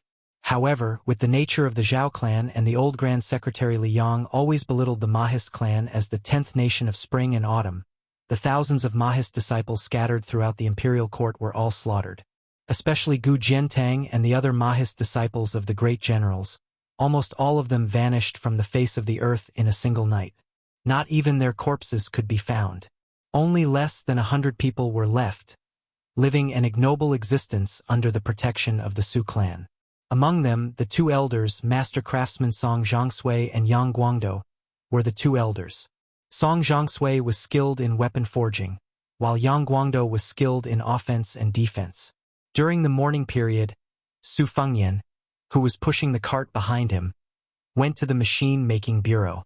Other than chasing souls and demanding lives, he shamelessly urged Song Zhongsui and his disciple to speed up the crafting of the talisman armor. He also asked Yang Guang for advice on the Western Front. Su Fengyan was no stranger to the machine-making bureau, so he didn't need to rush at the last minute. His Royal Highness, who was still a teenager, would often sneak into the machine-making bureau's underground lair to admire the unique scene there. The misleading geographical map of Qingliang Mountain that was purposely leaked out from the prince's mansion when he was playing fishing tricks with his enemies in Jianghu was created by Su Fengyan and Song Zhongsui's disciple, Chao Wei. Relying on this map, it wasn't difficult to enter Qingliang Mountain and get close to Wutongyan, but it was impossible to find the exact location. It could be said that His Royal Highness and Chao Wei were both scourges. When they were young, Su Fengnian was beaten black and blue by Chao Wei relying on his skills. If Su Xiao wanted to go to the machine-making bureau to help his son get back, Song Zhongsui and Yang Guang would raise their heads and pick their noses and ears, pretending that they didn't know anything. In any case, if they wanted to find that child Chao Wei in that maze, unless Su Xiao was determined to use 2,000 or 3,000 soldiers to dig 3 feet into the ground, it would be impossible. But later on, Su Fengnian learned his lesson and bribed many of his peers in the machine-making bureau to suppress Chao Wei, blocking the way and trapping him. In short, Su Fengnian and Chao Wei, who was a few years older than him, didn't have a good relationship. In fact, they were born to be incompatible with each other. However, each of them had their own weaknesses. For example, when Su Fengnian said that he wanted to frame someone, or when he wanted to fiddle with some fantastical objects, no matter how unwilling Chao Wei's mouth was, he would do it more efficiently than anyone else. Su Weisheng arrived at the entrance of the bureau, but she didn't enter. She let Su Fengnian enter alone while she took a detour. The wheels followed the quiet limestone path back to the sunny side of Qingliang Mountain. Su Fengnian walked into the machine forging bureau without any obstructions. The tunnels with lights on the walls extended downwards as if there was no end to them. The machine forging bureau was said to be large enough to fit an inverted Qingliang Mountain. Su Fengnian walked for about an hour, passing through 7 secret rooms and 12 secret tunnels before he finally reached a certain place at the bottom. He saw a 2-story tall refining furnace with more than 10 ladders around it. About 100 feet away from the furnace, there was a desk filled with scribbled blueprints. There was a mess under the desk, and there were a few red-faced old men arguing endlessly, occasionally pointing at the furnace. Su Fengnian didn't disturb these old men's argument. He walked in front of the furnace, his face red from the light of the flames. This furnace was called Cauldron Tool, and it had an extraordinary origin. The Tongxi sword furnace, which had already passed away, and the Dongyue sword lake furnace, which was still being forged, paled in comparison to this furnace. It was said that when Great Qin had conquered the world, it had collected all of the ironware in the world to forge the 9 cauldrons, which were used to suppress the 2 cities, 3 rivers, and 4 mountains. Su Fengnian smiled, and just as he was daydreaming, someone jumped up and slapped him on the head. Su Fengnian couldn't be bothered to turn around, so he sent that rude fellow flying with a single slap. Curses immediately sounded out from behind him. Ever since Su Fengnian had started practicing the saber, the fellow behind him had become much more obedient. However, a leopard couldn't change its spots. That Chao fellow couldn't help but provoke Su Fengnian a few times, and this was the result. Chao Wei rubbed his cheeks and stood side by side with Su Fengnian. This young man was short, but he didn't lose to others. When interacting with Su Fengnian, he liked to stand on his tiptoes. Even so, he was still half a head shorter than Su Fengnian. Su Fengnian smiled and said, "I heard that the great-grandson was created by you?" Chao Wei proudly said, "Compared to the sharpest ancestor, the sharpness is a bit worse. Compared to the sturdiest grandson, the firmness is a bit worse. Compared to the lightest father, it's only a bit heavier. Now you know how powerful it is, right?" Su Fengnian poured cold water on Chao Wei's sarcastic face. "They're all just a little bit worse. Which one of them is the best among all the Beiliang sabers?" Su Fengnian and Chao Wei gave the Beiliang saber nicknames. The old ancestor was the first real Su family saber. In the early spring and autumn period, the Su family's troops relied on this first-generation cold saber to conquer the world. Could be said that they were invincible. In the middle and late spring and autumn period, such as the end of the war in Western Shu and Xiangfan, they switched to the second-generation saber. It was not as sharp as the first-generation old ancestor, but it was relatively lighter and sturdier. When they took over Beiliang, the third generation of the Beiliang saber, Old Father, made a new choice. Nowadays, the Beiliang saber, Old Father, had been hung by many rich young men in neighboring prefectures of Beiliang. Most of the Beiliang sabers with the most beautiful curves were the son. By the time the grandson generation came, it was already 5 generations. Then, in the hands of Chao Wei, It was the youngest great-grandson. These 6 Zhongliang sabers, unless one was a veteran soldier who was used to weapons, otherwise, it would be difficult to distinguish the differences between them. The 5th generation Su family saber, which was privately called grandson by Su and Chao Wei, was already recognized by the military masters of Liang and Beimang as the best war saber in both offense and defense. Whether it was on foot, war, or horse, it was the best in the world. It was not that the generals of the southern dynasty of Beimang, Prince of Yanqi, Prince of Liang and Prince of Guangling Zhao Yi, these famous warriors, did not think of mass copying. It was just that the production of a seemingly simple saber involved the quality of the iron or the efficiency of the iron mining, the temperature of the furnace, the forging process, the design of the mold, and so on. It even had to take into account the size of the soldier using the saber. The knowledge required was complicated and difficult. In addition to the many advantages of the Beiliang's iron or quality and superb craftsmanship, the most important thing was that the Beiliang cavalry had been guarding the frontier for 20 years.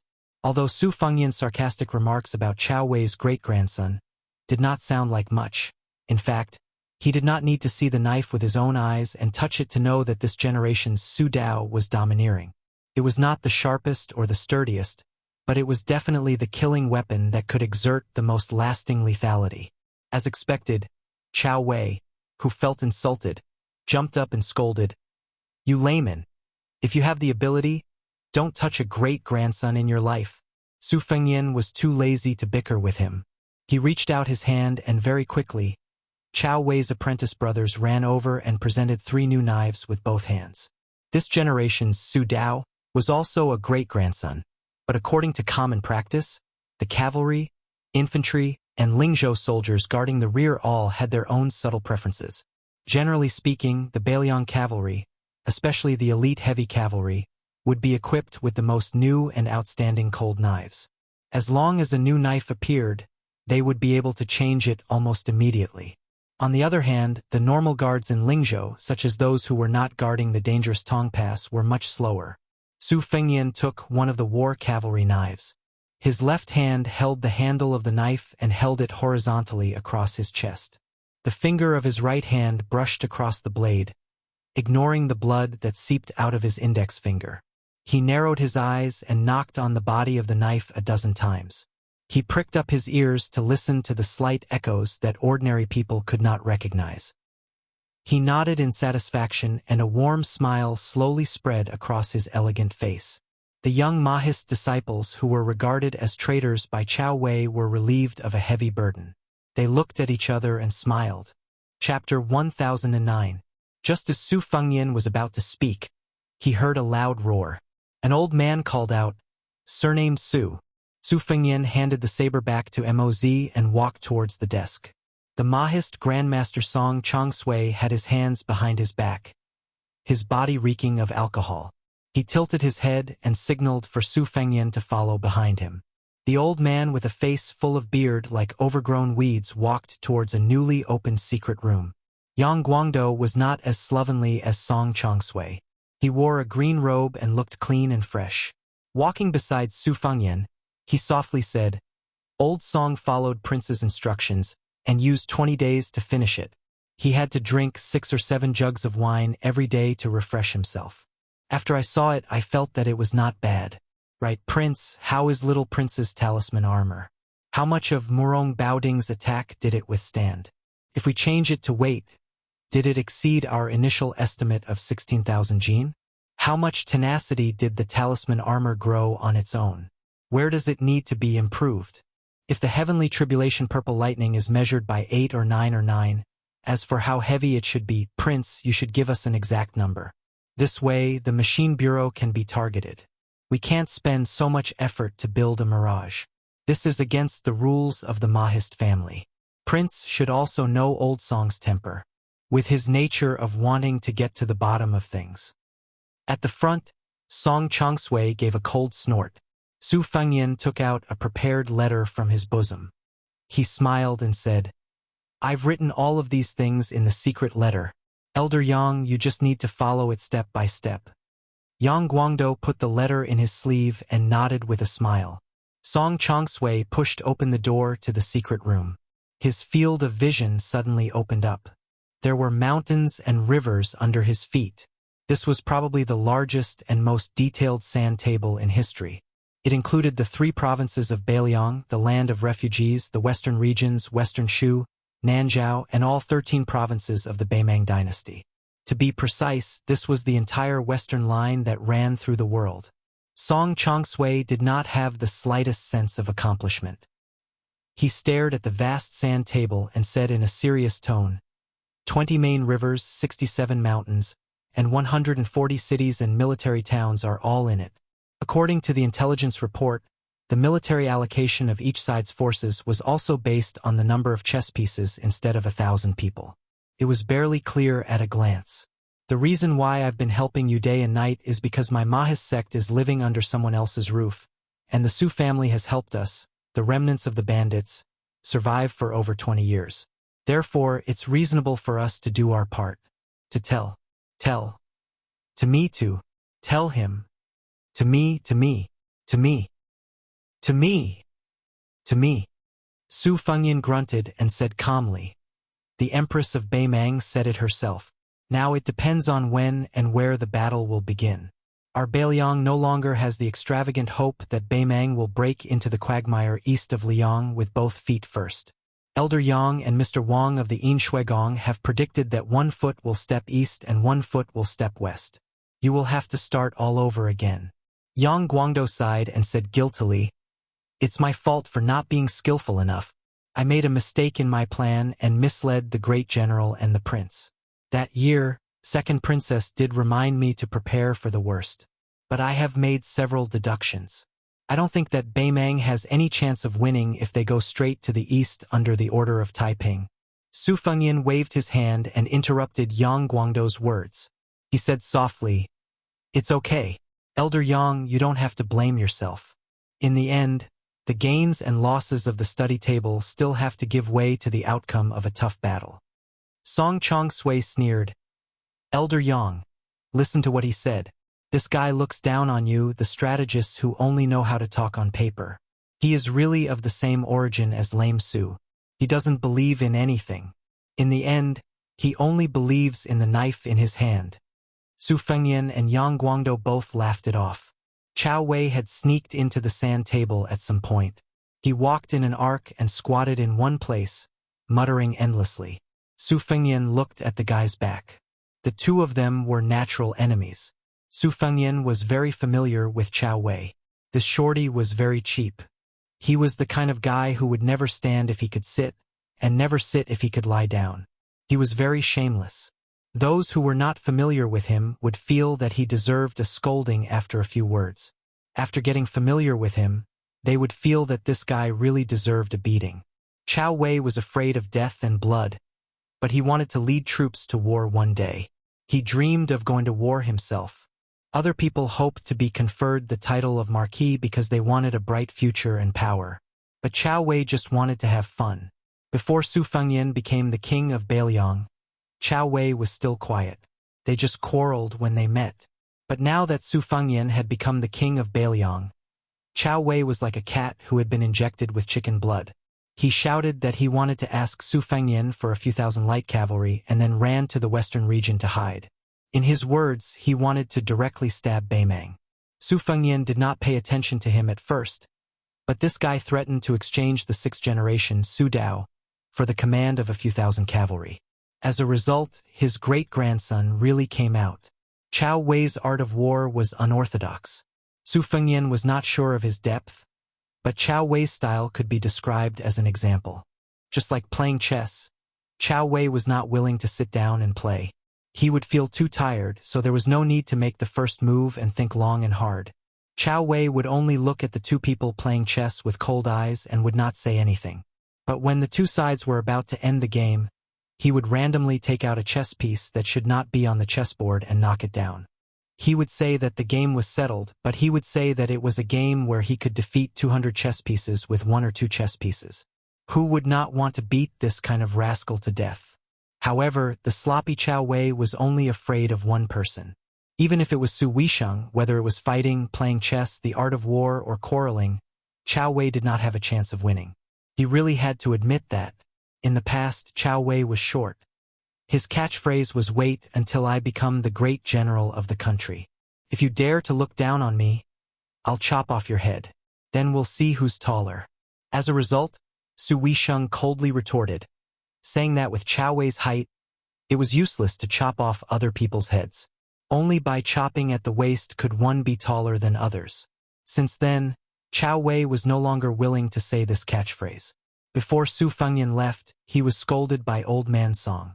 Song Zhongshui scolded this guy for being a prodigal who did not know how to manage the household. Song Zhongshui scolded this guy for accepting the Second Imperial Edict of the Imperial Court, accepting the title of Pillar of the State and the Imperial Court's decision not to revive him. He scolded him for having no backbone and also scolded Su Fengyan for neglecting the essentials and neglecting the generals. In any case, this old man scolded whatever he thought of. Song Zhongshui's attitude showed that he was not satisfied with anything. The young king of Beiliang was scolded with spittle in his face, but his smiling face did not change. He also did not talk back. He just stood there and wiped his face with his sleeve several times. If Yang Guangdou did not stop him, Song Zhongshui, who was full of energy, would have rolled up his sleeves and directly pointed at the new king's nose and scolded. Su Fengyan waited until the old man had no more energy to scold him. Then he turned and left with a helpless face. Yang Guangdou stood at the door with a helpless face and said, "Old Song, it's about time. Su Fengyan is the king of Beiliang after all." Song Zhongshui stared and said, "What? Can't I scold him after he became a king?" Yang Guangdou glanced at the young man's back and said softly, "You should at least leave him some face. You and I both know that it is not easy for this young man to become a king. If it was someone else who was scolded by you like this, he would have already thrown a tantrum." Song Zhongshui snorted coldly and said, "He dares." Yang Guangdou smiled and asked, "Do you really think he doesn't dare?" Song Zhongshui was stunned and smiled knowingly. "This kid won't." Yang Guangdou nodded slowly and said, "That's right." Song Zhongshui sighed softly and said, "I am too lazy to scold others, and I don't want to scold them. Nowadays in Beiliang, most of the old men who can scold him have left. If even I don't scold him, this kid will be really lonely." Chao Wei sneaked behind his two masters and said shamelessly, "The saber has been made. That guy can't not give me a soldier, right?" Song Zhongshui slapped Chao Wei's head and said, "Look at you.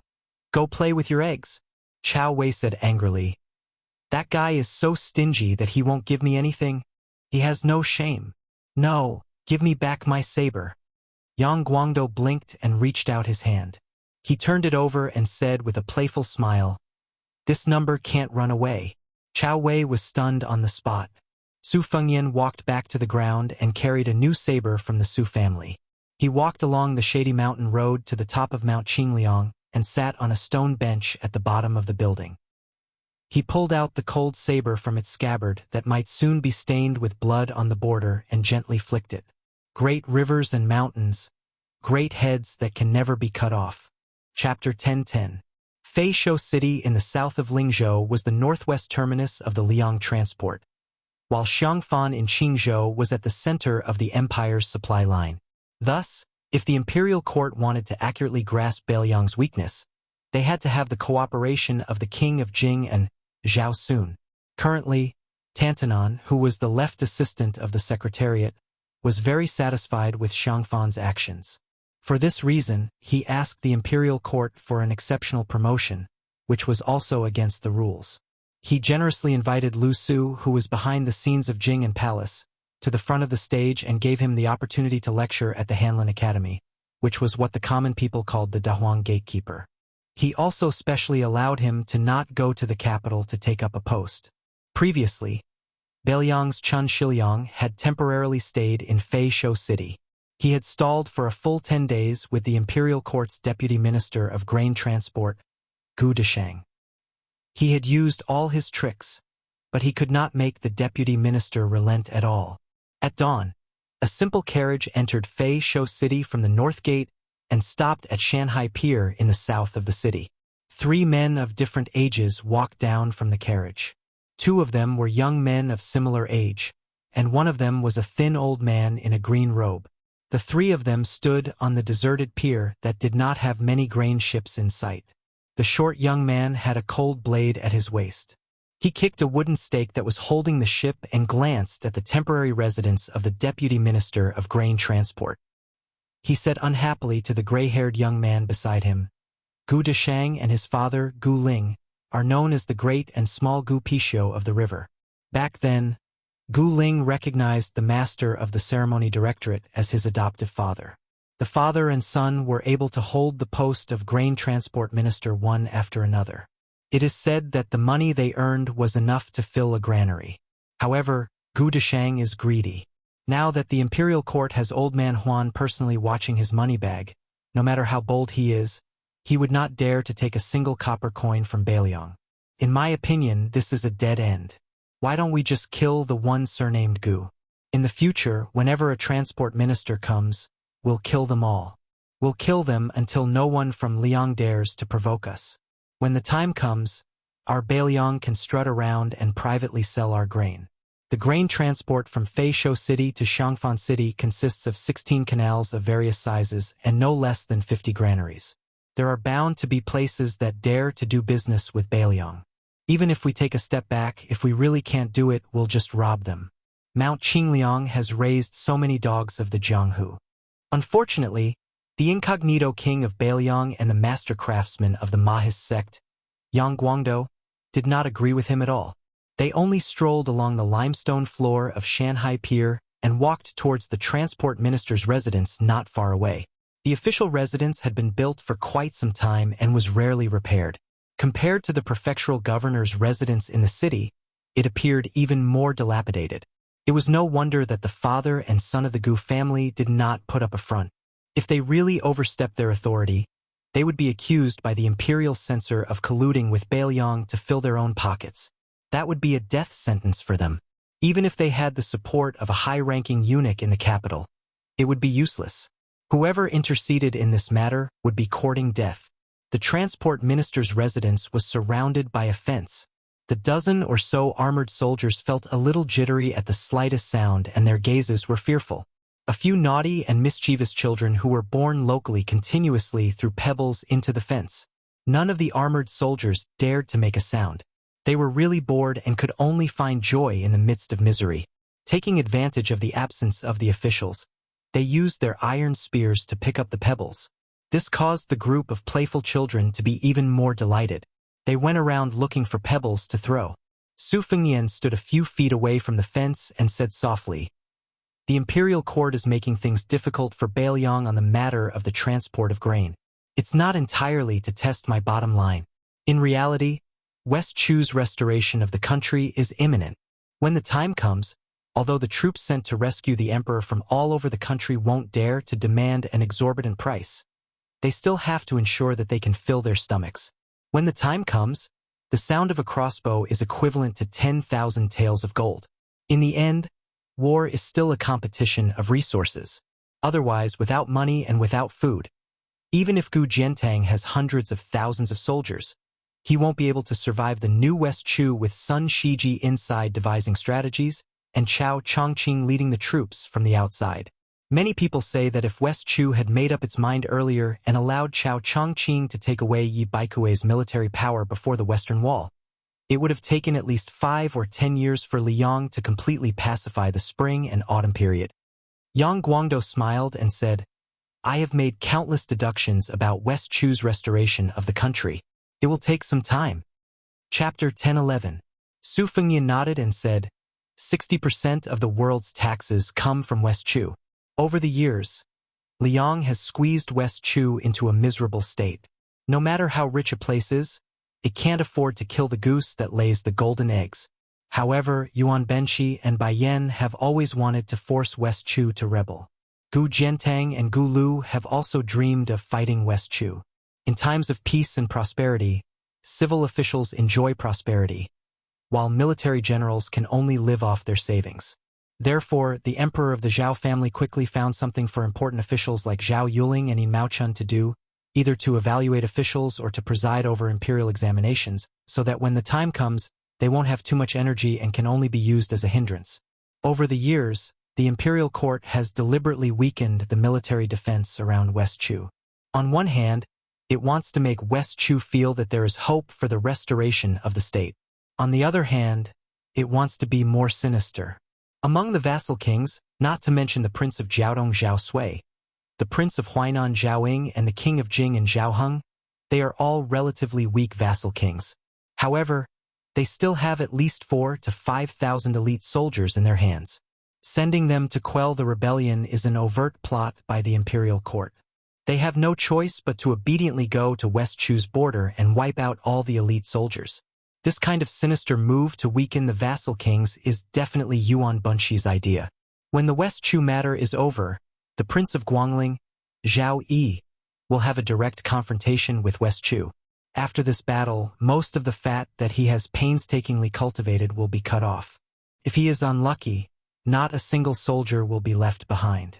Even I feel pain for him. Liaodong's Zhao Sui has been suppressed by Gu Jiantang to the point that he can't breathe. So only Yan Qi's Zhao Bing and I are still unrestrained. However, Bei Meng is very considerate and has a tacit understanding with Liang. He will immediately fight to the death with Beiliang. You fight your West Chu, I fight my Beiliang. Everyone is doing their own thing. I even suspect that Yuan Bunxi and the Imperial Decree of Peace are in cahoots. In the end, only Zhao Zhu's father, the great vassal king, can still be free and unfettered. Yang Guangdou smiled gently and said, Nailan Yuxi's ability to avoid disaster is the second in the world. No one can claim to be the first. Su Fengyan muttered to himself, the battle between Liang and West Chu will definitely be fought before us and Bei Meng. Even if the Zhao clan is fully aware that Bei Meng has no time to take care of the Eastern Front, they will not let Gu Jiantang participate in it. With great difficulty, they manage to get rid of Su Shao. They can't raise another Su Shao. It's not that civil officials can't be given titles or rewards, but military generals mostly need to have their own troops. If nothing goes wrong, it should be Lu Baijie and Lu Shengxiang. One of them will be in charge of the Ministry of War, while the other will go to the south. However, Lu Baijie is just the newly appointed Minister of War, so the possibility is small. As long as Lu Shengxiang can obtain military merits, he can return to the capital next year to contend with Lu Baijie, so that the Ministry of War will not become the only Ministry of War under Tongshi Sword Immortal.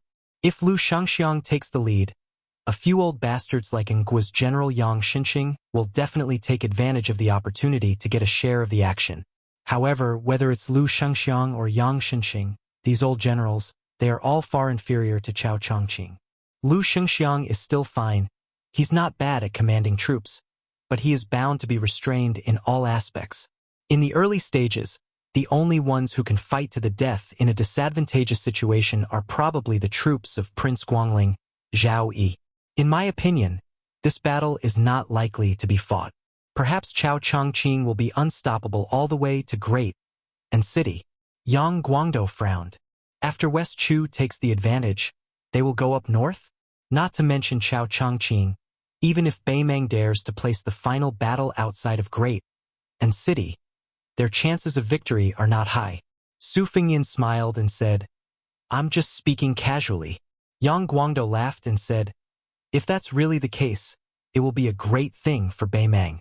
Perhaps Bei Meng will suddenly have an idea and decisively give up on the Western Front and turn to attack the Eastern Front. Together with West Chu, they will attack Great and City from the north and south. That will be wonderful.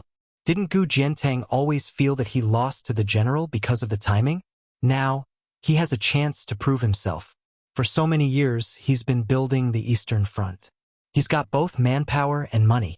He can get whatever he wants from the imperial court.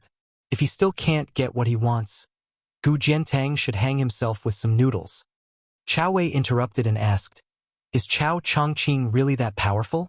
Yang Guangdou sighed softly and said, during the spring and autumn period, the scholars of West Chu were the most prosperous. West Chu's Chao Longli was the most proud. Chao Tu is the best, and he alone is the best in West Chu. This is not a boast. However, the world has been blinded by his magnificent feat of entering the palace. Most people feel that he is an expert in martial arts. When it comes to arranging troops, he and Qin Jibao are probably the best. Gu Jiantong's strength lies in the fact that in every battle, he wants to take advantage of the geographical advantage. He says that if he doesn't fight, he will win. Overall, compared to Chao and Chun, he is still slightly inferior. However, the timing of the heavens is illusory and can only be encountered but not sought. Gu Jiantong's timing is the general trend of Liang. Chao Chongqing's timing is the length of West Chu's destiny. As for Chun Jibao, he is probably still waiting. Su Fengyan smiled faintly and said, Chun Jibao is waiting for Chao Chongqing and West Chu to be destroyed together. He is waiting for Beimang to fight Beiliang and Gu Jiantang until their vitality is greatly damaged. Then it will be his turn to take the stage. Su Shao only flattened the spring and autumn period. Chun Jibao's ambition is obviously greater. He wants to unify the world with his own hands and forge a vast empire that has never been seen in 1,000 years. As for whether he wants to be the emperor himself, only heaven knows. Yang Guangdou exhaled deeply and said, Once the great general leaves, the world will be in chaos. Chao Wei clicked his tongue and said, In any case, I definitely won't fight Qin Jibao face to face. The short man counted on his fingers and said slowly, The land of refugees already has the Feng battalion stationed in Qingsong. Young Prince's Longxiang army has also infiltrated. In addition to Fatty Chu and Yuan Baixiong in the north of Liang and Yu provinces, Beiliang finally has its own eastern and western lines. In addition, there are 14 new captains guarding the important towns and passes within the borders. It is the second line of defense. As for me, I am further northwest of the land of refugees and can be considered the most important third line of defense. In fact, I don't care whether I am defending or not. In any case, I am only attacking and not defending. When you guys are fighting to the death, I will make the final decision. Hey, surname Su, let's make a deal first. If you give me 5,000 light cavalry and 10,000 high-quality warhorses, I can help you take advantage of the chaos and flatten the Southern Dynasty's nest. If you dare to give me 10,000 men and 20,000 horses, I will help you take over the Northern Dynasty's king's tent.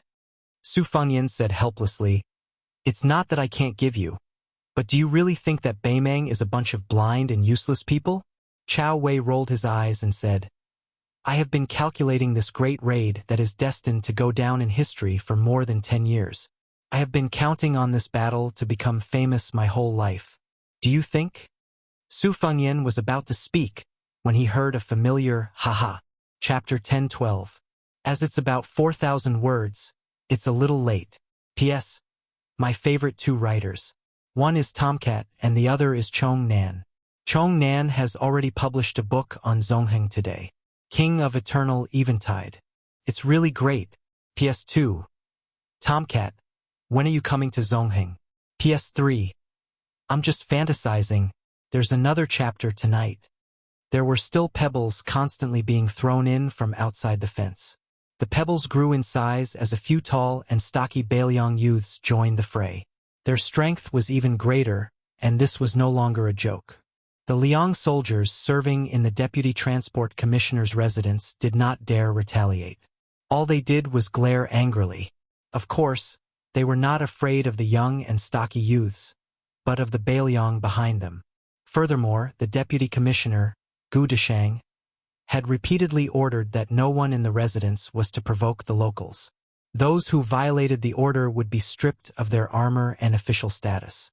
When a leader who looked like a commandant saw his subordinates being smashed into metal armor, causing a string of blinding sparks, he was probably a clay bodhisattva. He secretly used his spear to pick up a pebble and threw it at the fence. Intentionally or unintentionally, the pebble smashed into a youth in green cotton.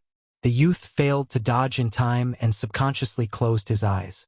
Just as his face was about to be smashed by the pebble, a handsome scion with two sabers hanging by his waist reached out to grab him. The youth opened his eyes and gave a bashful smile of gratitude. When the commandant saw the young scion, he treated him as an ordinary scion of a wealthy family and did not think much of it. However, when his gaze wandered and stopped at the waist of a short person beside the scion, his scalp tingled. It was a genuine Beiliang saber. In today's Beiliang, regardless of past merits, as long as one was not a soldier in the military, they were not allowed to carry a cold saber. No matter how many of the elders in your family were generals or who was the provincial governor or county chief, once they were discovered by the patrolling guards, they would all be arrested on the spot, whipped 50 times, and thrown into prison for 3 months to half a year. As a result, in the spring of the first year of Xiangfu, the prisons in Lingzhou were particularly lively. They were already packed with scions of various ranks, and each of them had their skin and flesh torn open. These scions who had bumped into the new provincial governor, Su Beiji, carried cold sabers in private and rode horses on the streets. However, these fellow sufferers were able to gather together in prison without hindrance. They relied on their connections to drink and eat meat, squatting in prison and chatting together. Their friendship was even better than before. The commandant under Gu Deshang was too lazy to care about whether the situation in Beiliang was good or bad. However, if he offended a scion of a general who had the right to disregard the rules in Beiliang, he would be skinned alive by Gu Deshang. If he also caused the Vice Transport Commissioner's official residence to be implicated and caused the Beiliang cavalry to trample over the camp, how could he, a lowly commandant who only received a salary from Liang, live? However, the commandant was a little confused. With the temperament of the Beiliang barbarians, they actually did not intend to make a fuss over a minor issue. The gray-haired young master immediately turned and left. The daring short man with a cold blade also did not pursue the matter. The commandant, who had survived the disaster, hesitated for a moment and felt that it was necessary to inform Gu Deshang in order to prevent him from settling accounts in the future. Gu Deshang was an official who was easy to remember. No matter how extravagant he was always skinny and skinny. He called himself Mr. A Bag of Rice and hung a red silk bag filled with rice around his waist all year round. It was said that before the Gu family prospered, Gu Heng relied on someone else to give him a bag of rice to survive. The old and young of the Gu family had been frightened to the bone by the turmoil of war and did not forget their roots even after they had achieved meteoric success. Both father and son Pishio had the habit of hanging a bag of rice around their necks. Among the large group of officials and grasshoppers on the Liang transportation route, this had always been a joke during their leisure time. There was even a rumor that when Gu Heng entered the capital last year, he had specially paid a visit to Tantanon, who was already the head of the Hall of Governmental Affairs. Everyone thought that such a disreputable lower-class third-rank official would not be able to cross the threshold of Old Master Huan. Unexpectedly, not only did Tantanon allow the great Pishio Gu to enter the door, he also left behind the bag of rice, saying that it was a coincidence that there was no rice at home to cook.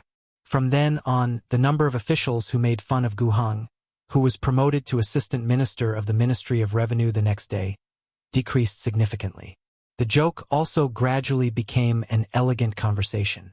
When the commandant reported the situation outside the fence, Gu Deshang was sitting alone and sipping tea, listening to his trusted aide's detailed report.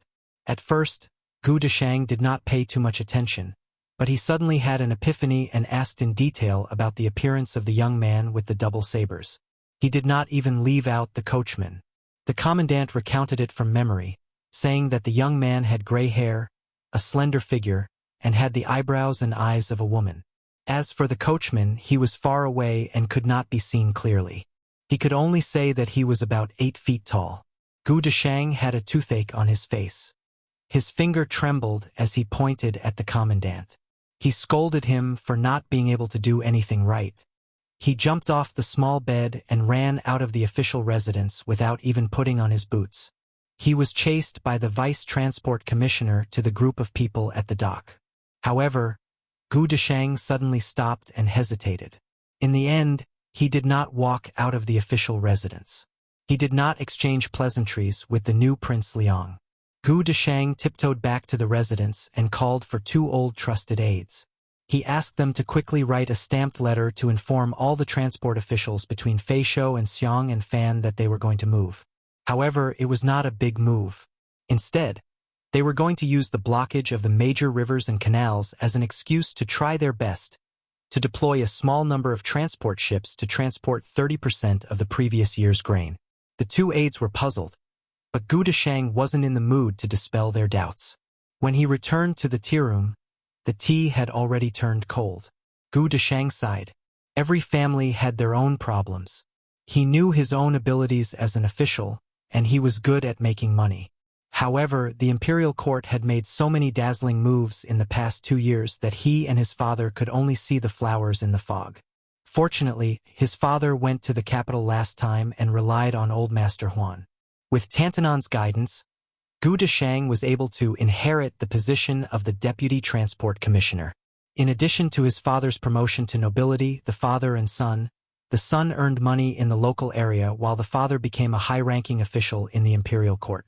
Therefore, this time, the Gu family was determined to be the bad guys of the imperial court and clash head-on with the Bailiang. Gu Deshang was equivalent to guarding Fei Shou City with a heart of death. This was all to repay Tantanan's kindness. However, Old Master Huan was still Old Master Huan after all. He even personally taught Gu Deshang and gave the Gu family a protective talisman.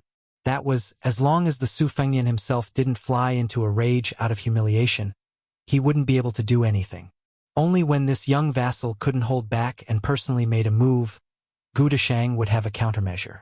Old Master Huan had already spoken to Xiang Fanqing, and when the time came, he could give the Bailiang 30% of the grain.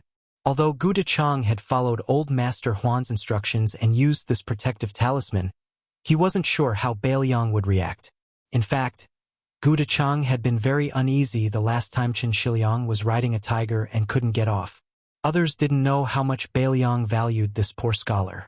When they had talked at the Huan residence, Tantanan had mentioned several times that this person couldn't be underestimated and that it would be a good thing for him to be able to stand out a day later.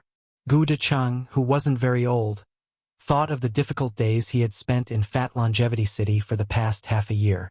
He touched the bag of rice at his waist and smiled bitterly. Old brother, wealth comes from danger. Now that the Gu clan is rich and this mission is done, we can just obediently ask for money in the future. I won't deal with the Bailiang barbarians even if I'm beaten to death. Now, even the most unknown courtesan in Fat Longevity City isn't willing to take my money. I really have nowhere to spend my money. How miserable. Chapter 10:13. A young girl was standing by the river with a dead wooden pole on her shoulder. After laughing, she turned around and stared blankly at the muddy water. The women of Bailiang were all extraordinarily tall. Chao Wei finally managed to catch a girl shorter than him. Seeing that she had some relationship with the one surnamed Su, he wanted to go up and get close to her. Su Fengyan had no intention of stopping him. Then, Chao Wei, who was skilled in martial arts, was slapped into the river by the girl. Chao Wei didn't even have time to pull out his blade. Could even be said that he didn't even sense the danger. The magnate Yang Guangdo's face was filled with disbelief. Su Fengyan explained softly, during the Battle of the Reed Marsh, Wang Yin, who was ranked 11th in the world, was killed by her in one blow. Later on, Lu Hao escaped from Xinwu City. She should have secretly killed him as well. Yang Guangdo was both shocked and enlightened. Chao Wei, who cultivated in a variety of martial arts, was defeated by her. It was only natural. Su Fengyan walked to her side and asked, "Why have you come to Bailiang now?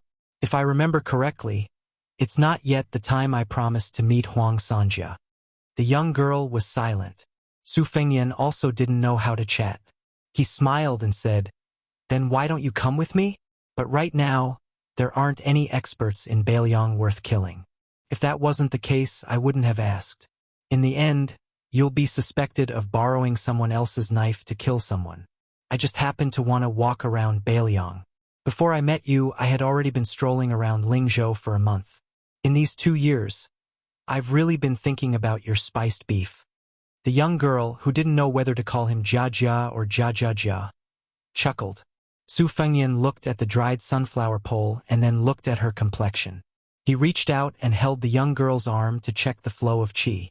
He said softly, "Whether it was by chance or Huang Sanjia's divine plan, I have to tell you a piece of good news.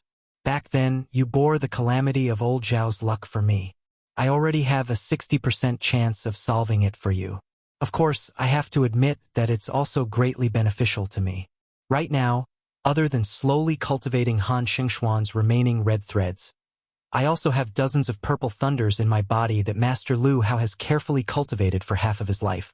In addition, I also have a bun that I earned from Beimang's Grand Preceptor Yuan Qingshan. I'm still a step away from the combination of Confucianism and Taoism. If I also have the purple gold luck of Mount Longhu left behind by Zhao Xuansu and use it for my own use, then I'll be considered complete. Next, it'll depend on fate to see if I can absorb the essence of Buddhism. When the time comes for the combination of the three sects, as long as it forms a small kiliacosm, it'll be justifiable if I don't become an earth immortal. I might even be able to compete with the great demon Gao Shulu, who was in the divine immortal realm 400 years ago, or Wang Shenji of the martial emperor city who proved his Tao through strength. However, to reach this step, I don't know how long it'll take. Anyway, I won't hide anything from you. If you don't say anything, I'll take it as you agree. Yang Guangdou was a little surprised. The king of Beiliang really didn't treat this assassin girl as an outsider. This was the first time he had heard of these secrets. If it was spread out, it would definitely cause a huge uproar in Jianghu. The three great demons of spring and autumn, Su Xiao the butcher had died of old age, and Han Diaosi the catman had suddenly died in the imperial palace. 2 out of the 3 had already passed away. Huang Longshi was rarely seen. He was most likely hiding behind the scenes and stirring up trouble. Could it be that the young king beside him wanted to become the king of Beiliang who held power in his hands, and also wanted to become the great demon who could single-handedly silence the entire Jianghu after Han Diaosi? In the past, Beiliang relied on its cavalry and falcons to deter the Jianghu people from causing trouble. It seems that in the future, the new king Liang alone would be able to make the Jianghu people around Beiliang bow their heads and listen to him. The girl retracted her arm and pointed at her stomach. Su Fengyan smiled and said softly, "Okay, I'm hungry too. Let's go to the city to find some spiced beef. If it's not delicious, we won't pay." Chao Wei, who was dripping wet, jumped ashore from the river and angrily said, "Didn't we say that we wouldn't stay in Fat Longevity City? I want to go to Huangnam County where brothels are as numerous as the hairs on an ox. Surnamed Su, if you dare to forget your friends when you see a girl, believe it or not, I'll chop you to death." Su Fengyan raised his leg and pretended to kick Shorty Chow into the river again. Chao Wei, who was very good at finding a way out for himself, cursed and ran to the carriage. The carriage was not big, and it was filled with geographical maps. With the addition of a little girl, it was even more cramped. Fortunately, Chao Wei was very tactful. He sat beside Su Yanbing and was busy twisting his sleeves to squeeze water. Along the way, Su Fengyan and Yang Guangdou had been deducing the direction of the war in the carriage. Liangzhou and Gusai Prefecture were facing each other on the western front, and Gourd Mouth outside Tuma Pass in Yuzhou was also considered one.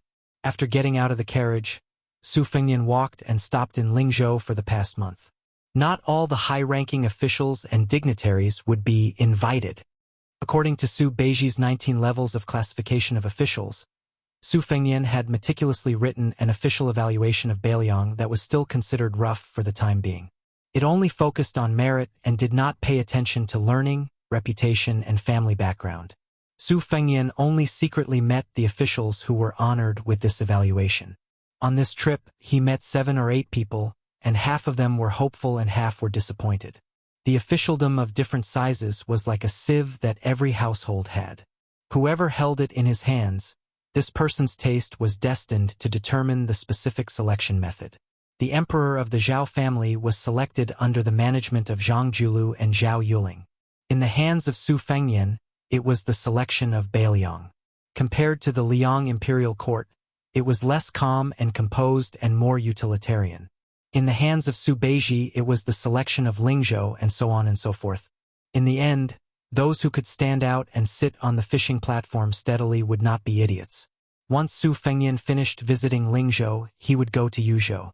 If Liangzhou was the eldest legitimate son of Beiliang and the rich Lingzhou was the son of a concubine raised by his stepmother, then Yuzhou, which had less military power than Liangzhou and was poorer than Lingzhou, would be in an awkward position. However, Yuzhou was the real focus of Su Fengyan's secret trip this time. In fact, Yuzhou had the biggest grudge against him, the king of Beiliang. Especially after Su Fengyan accepted the title of the pillar of the state, he did not reject the imperial edict like he did when he rejected Su Zhao's posthumous title. There were a lot of military officials in Yuzhou who tried their best to jump around. They vaguely resonated with the general families in Lingzhou who were imprisoned in Lingzhou.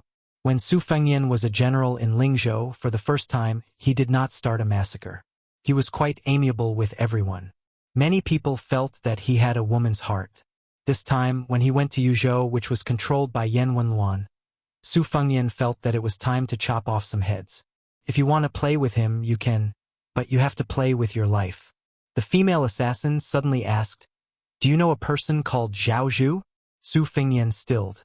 "Of course, I am very familiar with him. This guy is the heir of the king of Yan, and likes to use other people's heads to build statues. Not long ago, I met him on the Spring God Lake." The little girl holding the sunflower pole with both hands casually said, "There is also a person surnamed Nalan. I have seen them all." Yang Guangdou's hands uncontrollably trembled as he stared at Su Fengnian. Su Fengnian made a sound of acknowledgement and did not continue. She had seen them all. This naturally meant that Huang Sanjia had secretly met with Zhao Zhu and Nalan Yusi. Previously, Su Fengnian was still fighting with Yang Guangdou, and Chao Wei joked that Chao Chongqing would go north to Great Peace City. That Nalan Yusi secretly hid in His Royal Highness Zhao Zhu's thousands of light cavalry, and ran to secretly meet with Huang Longshi. Wasn't this also a more silent but more shocking move to the north? The girl's words were not going to stop until they shocked people to death. She casually and lazily said, "After old Huang was drunk, he said that the current emperor of the Zhao family is not bad, but his son is not good. He likes to achieve great things, and, haha, I forgot." The corner of Yang Guangdou's mouth twitched. Su Fengnian's heart was in turmoil. Why did Yuan Qingshan use the world's most expensive bun to ask for the copper coin from him? Because when this land immortal was free and unfettered, the disciple who was in seclusion was Zhao Zhu. Now, not only did Zhao Zhu have his father Zhao Bing's hundreds of thousands of soldiers as his family's property, he also had Nalan Yusi's full support, and he also had the one-coin agreement with Beiliang. In addition, Huang Longshi had most likely placed a huge bet on this guy. Su Fengnian smiled and said, "Nalan Yusi has painstakingly managed the Yan Qi Taoism, and has already given Zhao Zhu the geographical and human conditions. He has been waiting for the right time. Now it is finally the right time." Su Fengnian immediately asked and answered himself, "But will Yuan Bunshi wait for death? Impossible." Chapter 10:14. The carriage casually strolled around Feisho South City. It was not difficult to find a beef shop. Chao Wei did not know why this girl looked so sloppy. Later, he caught a glimpse of her eating beef and casually wiped her greasy hands on her body. Seeing this, Chao Wei could not help but roll his eyes.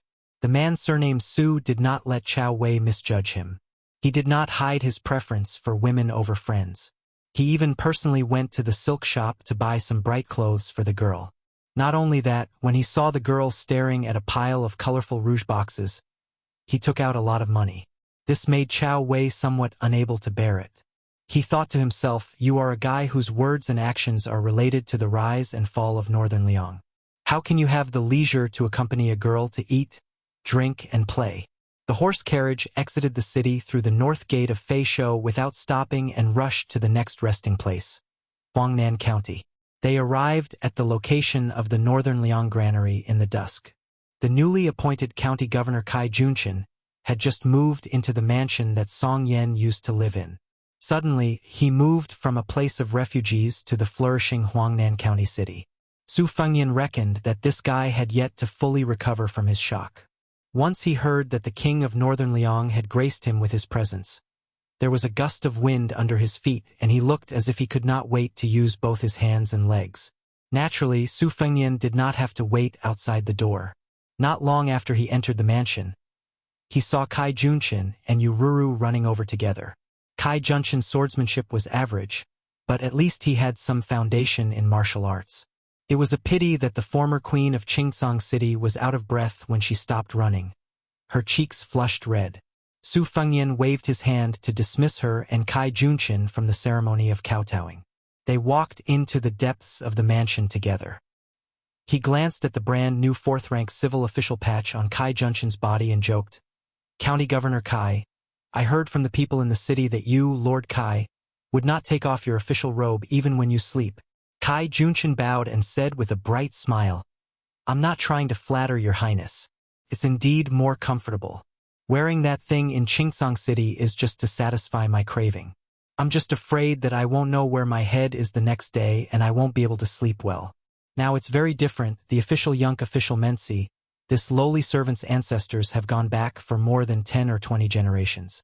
There were some who were officials, but they were only the size of sesame seeds. This lowly servant can be considered to have brought honor to my ancestors.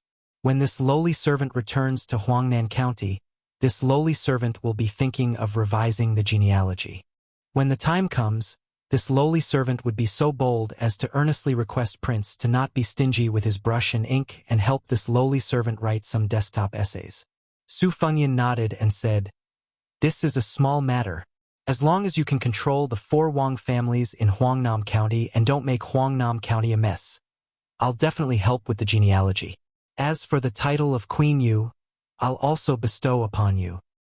Hearing the mischievous title of Queen Yu, Ruru, who was already the wife of the county chief, smiled sweetly. Perhaps it was because the environment could really nurture a person. Her fox charm and charm were still there. The word fox had to be changed to the word bright. She felt like she was in a windowless house. After opening the windows, she naturally felt more spacious. Kai Junshin, who had been twirling the official patch with 2 fingers, was overjoyed when he heard this. He rubbed his hands vigorously. Then he heard the king of Bailiang, who had come to deliver the good news, say, I'll be a good person to the end. I don't mind telling you something. Not to mention the scholars becoming officials, the scholars forming associations, and the establishment of academies, Huangnam County is one of the best places in Fengshui. When the time comes, keep an eye on it. I'll give you full authority to do whatever you want. Remember, don't let a happy occasion turn into a disaster. The antiques, calligraphy, and paintings that you stole from Chingsong City to Huangnam County, there are a total of 46 pieces. I'll pretend that I didn't see a single one of them. You can take advantage of the situation and use them as a favor to the scholars. In the future, when they become officials, no matter which province they settle down in, you can try to win them over. Today's small matter of 1 tael of silver will cost 1 tael of gold by then. Kai Junshin stammered and didn't dare to speak. However, Yururu didn't show her usual timidity. She smiled and said, Rest assured, Your Highness, I've made a rough calculation. If these items were sold cheaply, they would be worth 200,000 taels of silver. The county chief's office wouldn't lose a single copper coin. They would definitely spend all of it on managing the people of Huangnam County. It's a pity that my husband is unfamiliar with this place and can't sell them at a fair price. Otherwise, Su Fengyan pointed at Kai Junshin and smiled as he lectured. Lord Kai, Queen Yu knows how to conduct herself much better than you. It's a waste of talent to only let her be in charge of internal affairs. I'll nag one more time. You can only put half of your heart at ease. I'll inform the heads of the Wang family of water classics, Wang Shihua, and the Wang family of Su of Gojoseon, Wang Zhenlu. They're both elegant and famous scholars. With them making a good start, there's no need to worry about not being able to sell them at a high price. The other half of your heart is still in suspense. Even with me pulling strings, it's normal for Huang Nanxi and the Wang family to look down on you. It would be strange if they looked up to you. The human relationships that you learned in Chingsong City won't work here. Lord Kai, you have to be aware that you've learned it all over again. Lastly, don't think that I'm here to force you to sell everything you have to make a loss. In the business of making money, the advantage is that the trickle is long. As long as you can secure the position of Huangnam County's county chief, 200,000 taels of silver, Huangnam County's county magistrate might not even look up to a county chief. In fact, I'm well aware that you, Kai Junshin, want to give the assets that you've worked so hard to move from Chingsong City to the administrator. As for how much to give, you can decide for yourselves. Don't worry about anything. The Li family and I aren't as bad as the outside world thinks. If you give Li Gongda money, he'll dare to accept it, but he won't dare to accept it and not do anything. With the help of this old Huang Nan, You'll be able to do things much more easily in Huangnam County. Surprisingly, Kai Junshin didn't have the face to express his gratitude. He just grunted heavily. Su Fengyan didn't stay long in the mansion. He left after eating. Kai Junshin walked him to the door and watched the young king of Beiliang board the carriage. Looking at the direction the horse was heading, it should be going to Wang Shihua's mansion. Zhou Junshin didn't directly enter the mansion. Instead, he sat down on the steps at the door. Yururu was a little surprised. After sitting down, she tugged at her skirt and asked in a low voice, "What's wrong?" "It's not like you." Kai Junshin rubbed his cheeks and sighed. He said softly, "Husband has spent his life in the land of refugees. After becoming the emperor, he wore the dragon robe. Actually, I'm just a layman in the real world of officialdom. But even if I haven't eaten dog meat, I've seen dog paddle. At the very least, I've heard dog bark, right? Tell me, where do you think an official should be? Aren't the people below trying their best to figure out the intentions of their superiors? Are they afraid that they'll go to the wrong temple and worship the wrong bodhisattva? Husband, you're the county chief of Lingzhou. It's the king of Beiliang's turn to teach me how to be an official. He's even paving the way for me? How much ability do I, Zhou Junshin, have to run the country and help the world? I, Zhou Junshin, don't believe it. I understand the king of Beiliang's thoughts. For example, he used me, an outsider, to clean up Huangnam County. However, it's not difficult for someone else to sit in the chair that you're sitting on right now.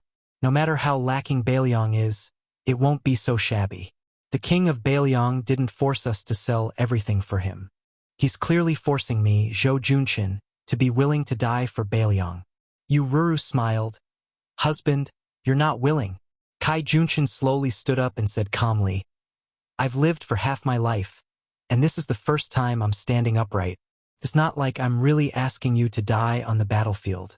What's there to be unwilling about? Chapter 10:15.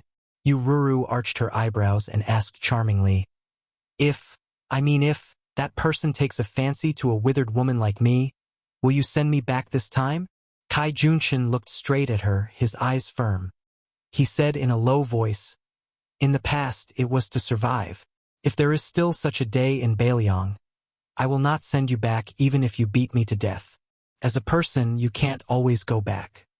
Yururu smiled and wrinkled her nose playfully. She did not look like a mature woman, but more like an innocent girl. She said angrily, You know he won't, so you purposely said nice things for me to hear, right? Kai Junshin reached out and lifted a lock of her hair. His eyes were red as he said, Wife, I'm sorry for all these years. Yururu suddenly turned around and walked up the steps. Her hands were clasped behind her back, her steps light and agile. In the carriage, Chao Wei was hiding in a corner furthest away from the young girl who was busy applying makeup. He sneered at Su Fengyan. Oh, the one surnamed Su. I didn't see it before. You're really good at buying people's hearts. Su Fengyan squinted and said, You should have known when I bribed your martial brothers to beat you up, right? Chao Wei, whose scar had been exposed, held his knife in one hand. I really want to cut you? Su Fengyan added fuel to the fire. When we get to Longqing County, I'll have to give your knife away. Now hurry up and touch it a few more times. Chao Wei said angrily, Don't even think about it. Su Fengyan smiled and said, If you don't give it to me, can't I snatch it? Chao Wei was about to speak when Su Fengyan reached out with 2 hands and bent his fingers. Out of the 10,000 elite cavalry, only 9,000 are left. Chao Wei was like a hungry tiger pouncing on a sheep. He shamelessly grabbed Su Fengyan's hand that only had 4 fingers left. He smiled mischievously and said, Surnamed Su, Su Fengyan, Great Master Su, Ancestor Su, we gentlemen keep our promises. We can give you 20,000 for 10,000, but we can't give you only 9,000. How can we be short in business? We pay attention to honesty. You and I are heroes, we cherish heroes, we must be heroic. Su Fengyan put on a fake smile and said, If you want me to take back those 1,000 riders, that's fine too. Go away, don't be an eyesore. Chao Wei laughed dryly. The carriage is only this big. Su Fengyan pointed at the curtain of the carriage. Chao Wei immediately rolled out of the carriage and lifted the curtain to poke his head out. Don't forget, it's 10,000, not 9,000. If you lose even one soldier or horse, I'll get mad at you. As a result, Shorty Chow forgot about the existence of the bad-tempered killer girl and was sent flying by a bronze mirror that appeared out of nowhere. Chao Wei didn't even dare to fart. He sat beside coachman Su Yanbing and grimaced. Bored to death, he played the same old tune and asked the world's top master with a smile. Master Su, do you think I'm more handsome than the one surnamed Su? Su Yanbing remained indifferent. Chao Wei refused to give up and asked, It doesn't matter if you don't admit it. I'm taller and more powerful than the one surnamed Su. You should at least nod your head, right? Su Yanbing still turned a deaf ear. Chao Wei crawled to Su Yanbing's side and put his arm around his shoulder impolitely. He said seriously, I know you're a powerful master. Otherwise you wouldn't have been able to chase Hong Jingyan and Zhong Liang all the way to the border of Gusai Prefecture. But I'm not bad either. I don't get along with the one surnamed Su, but I regret not having met you earlier. I have something to tell you first. Su Yanbing laughed in a low voice. Are you trying to say that I, Chao Wei, am uneducated and inexperienced? Don't cheat me of my money. If you cheat me of my money, I'll have a good temper and won't beat you. I'm handsome, tall, and powerful. Don't lie to me. If you dare to lie to me, I'll definitely beat you to death. Chao Wei exclaimed, Did the one surnamed Su tell you all this? Motherf asterisk Kerr. This bastard must have said a lot of things to ruin my reputation. Master Su, don't believe that guy. The one surnamed Su doesn't have any other skills, but he's good at cheating men and women. I'm not convinced.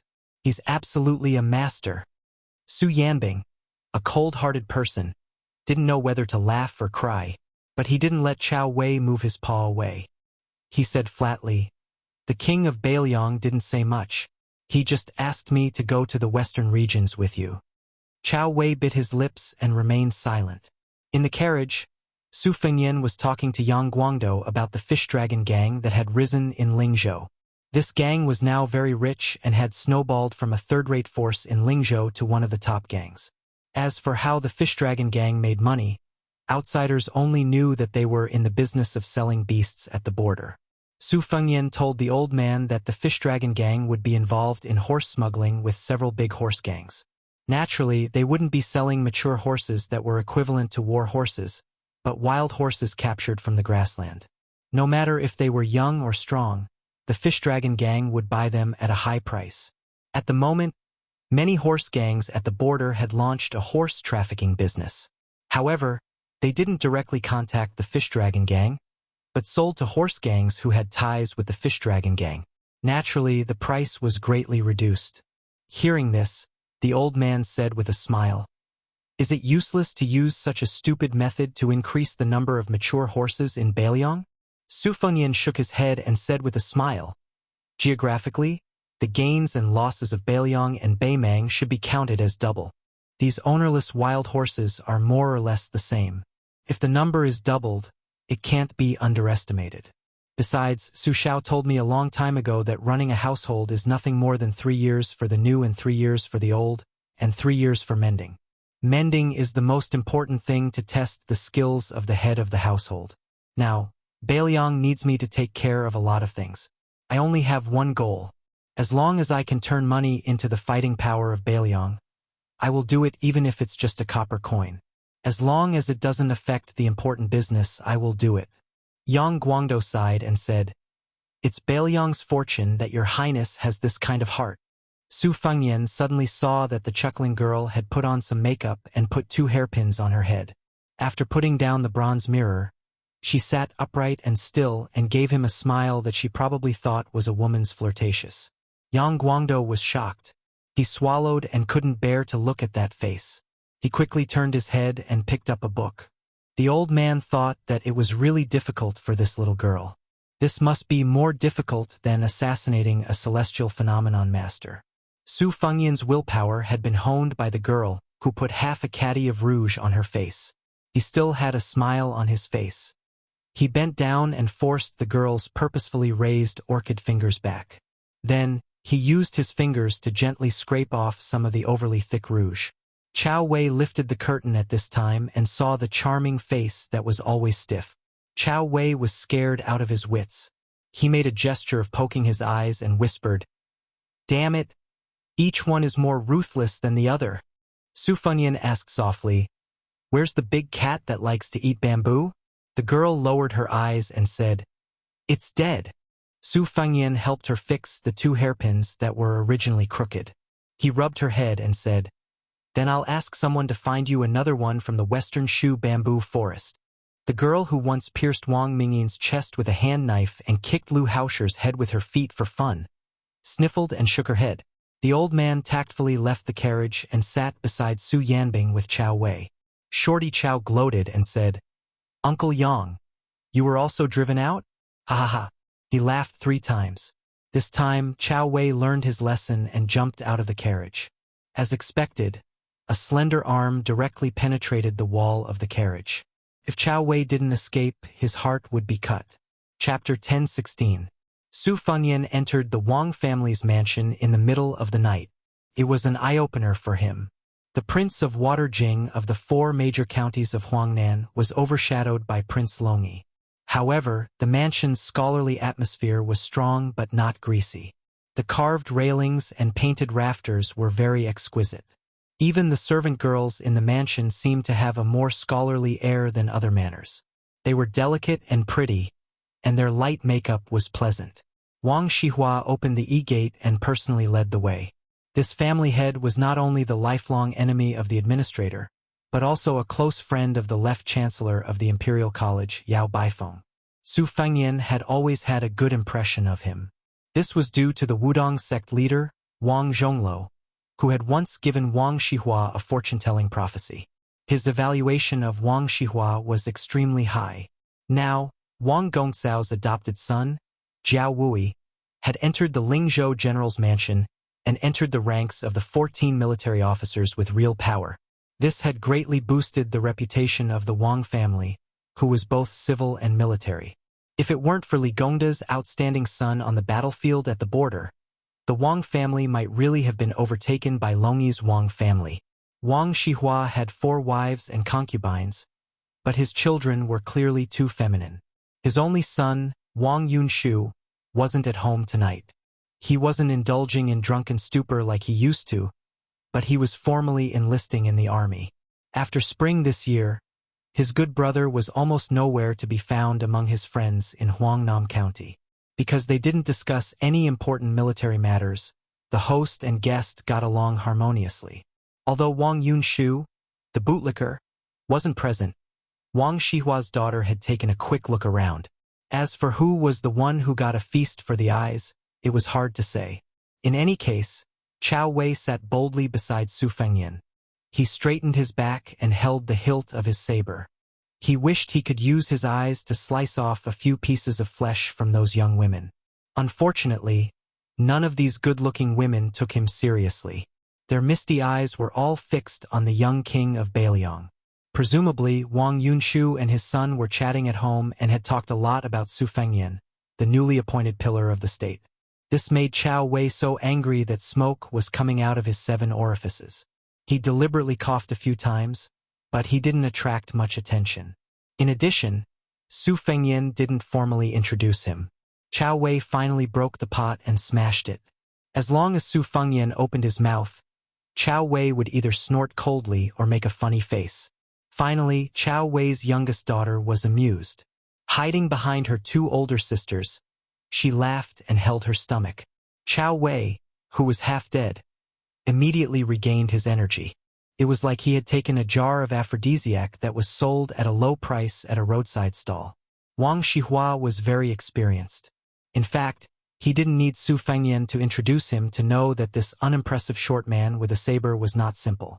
Otherwise, who would dare to openly sit on the same level as the king of Bailiang and even dare to undermine him? In the vast Bailiang, the provincial governor Su Beiji could be considered one, and the crossbowman Li Hanlin could only be considered half of one. However, their Wang family was one of the top scholarly families in Bailiang. Everyone in the house had high aspirations. Moreover, Wang Shihua, who was praised by Yao Baifeng as one of the top 3 scholars of the Book of Changes, was not so low as to use his own daughter to climb up the social ladder. Of course, within the social ladder, Su Fengyan was an exception. Wang Shihua respected this young ruler of Beiliang from the bottom of his heart. If a daughter was chosen, it wouldn't be like sending charcoal in a snowy weather for the Wang family, but it would definitely be a good thing.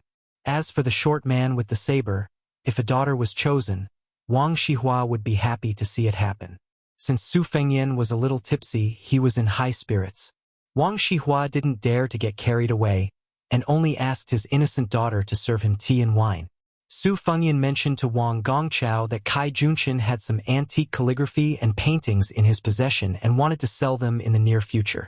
Wang Shihua understood what he meant and nodded lightly.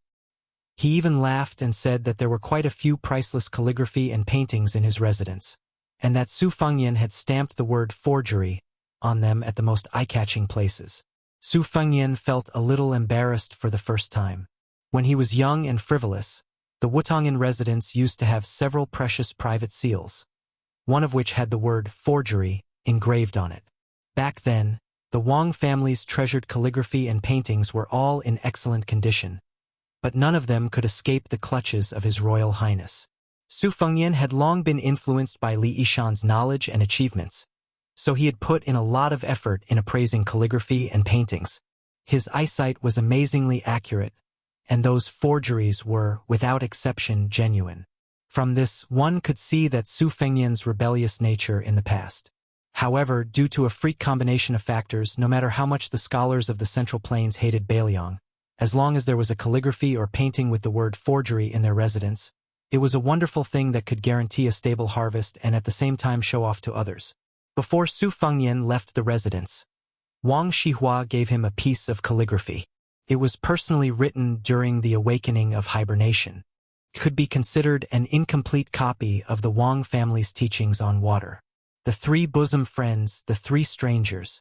Those who are better than themselves, those who are more interesting can be bosom friends.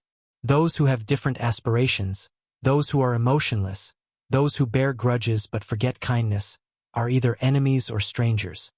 This was slightly different from the complete Wang family's teachings. For example, there was a lack of outspoken people among bosom friends, and a lack of virtuous people among strangers. This was probably the original insight that Wang Shihua had gained after devoting himself to studying and studying for many years. In particular, Wang Shihua had previously chatted about the 3 stubborn diseases of the past dynasties: the separation of the feudal towns, the threat of eunuchs, and the encampment of cliques. Su Fengyan used to have a lot of prejudice against scholars, but after several trips, his prejudice had gradually improved. Tonight, he had an open conversation with Wang Shihua, which allowed Su Fengyan to reflect on himself a little. After leaving the residence, Chao Wei saw the young female killer strolling around the carriage in boredom. She did not follow them into the residence earlier, but now she was walking around with that funny dry pole. Chao Wei was now really afraid of this extremely eccentric girl. In Yang Guangdo's words, this was called, "Evil people will be dealt with by evil people." Sitting in the carriage, Su Fengyan asked, "Wang Shihua just mentioned that in Beiliang, it is better to make mistakes than to make achievements. What do you think, Elder Yang?" Yang Guangdo patted his sleeves and smiled. "If I had said this 3 months ago, it would have been easy to say. There are as many bailiffs and officials as there are hairs on an ox. Many of them do nothing, and few of them can do real work. They are replaced by scholars, which is the general trend of Beiliang." Wang Gongcao's original intention was just to worry that the situation in Beiliang would be unstable. But since the land of refugees is going to be a new Liuzhou, this idea makes sense. Could it be that Gongchao has also found some clues? Trees die, people live. Since it was not easy to get rid of Song Yan, but he still could not become the governor of Huangnam County, then he might as well run to Liuzhou to find an opportunity. Besides, Wang Gongchao is not a pedantic scholar. If he goes to Liuzhou, it will be a good thing for both himself and Beiliang. If the officials who make mistakes in Beiliang, Dao, and Old Three Provinces are all thrown to Liuzhou, there will be Wang Shihua, who is skilled in governance and has an excellent reputation to appease the people. Everyone will give him face. With the young prince's 30,000 Longxiang army holding the fort, perhaps Wang Shihua really can become the next governor of Liuzhou. Chapter 10:17. Su Fengyan smiled and nodded. The candidate for the first provincial governor of Liuzhou had already been decided a long time ago. The distant horizon was right in front of his eyes, and it was Yang Guangdou who had returned from the mountains. Su Fengyan had originally favored Qin Shiliang, but this poor scholar who seemed to only want to hide behind layers of curtains had stubbornly refused. Su Fengyan could not force an ox to drink water. However, to be honest, Qin Shiliang was still suspected of having high standards but low ability. If it was not for the fact that the Great War with Liang Mang was imminent, there would be no harm in letting him stew Liuzhou slowly. However, since the border would be filled with smoke in 1 or 2 years, Su Fengyan really did not dare to completely entrust Liuzhou to Qin Shiliang. Yang Guangdou, who was in the carriage, was not only proficient in changing situations, but also experienced in dealing with people. When the time came, Su Fengyan would give him a camouflage of Su Zhao's posthumous edict. The old man's age and experience would be clearly displayed on the table. He would be far more convincing than the hairless Qin Shiliang. Haste makes waste. The more Su Fengyan valued Qin Shiliang, the more he was afraid of spoiling things with excessive enthusiasm. This young scholar was not only a talent that he had personally abducted from Gangnam-do to Beiliang, but he was also the backbone of the second generation of Beiliang strategists, whom his master, Li Yishan, thought highly of. The little girl sat in the corner of the carriage and amused herself.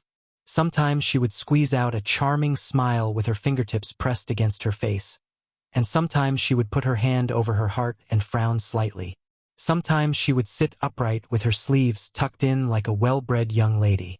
No matter how thick-skinned Chao Wei was, he was no match for this destructive power that was no less than that of an immortal on earth. He silently left the warm carriage and sat beside Su Yanbing, sighing and complaining that he should not have left this place. If he had known earlier, he would have stayed at the back of Mount Qingliang. That way he could have avoided a few blows.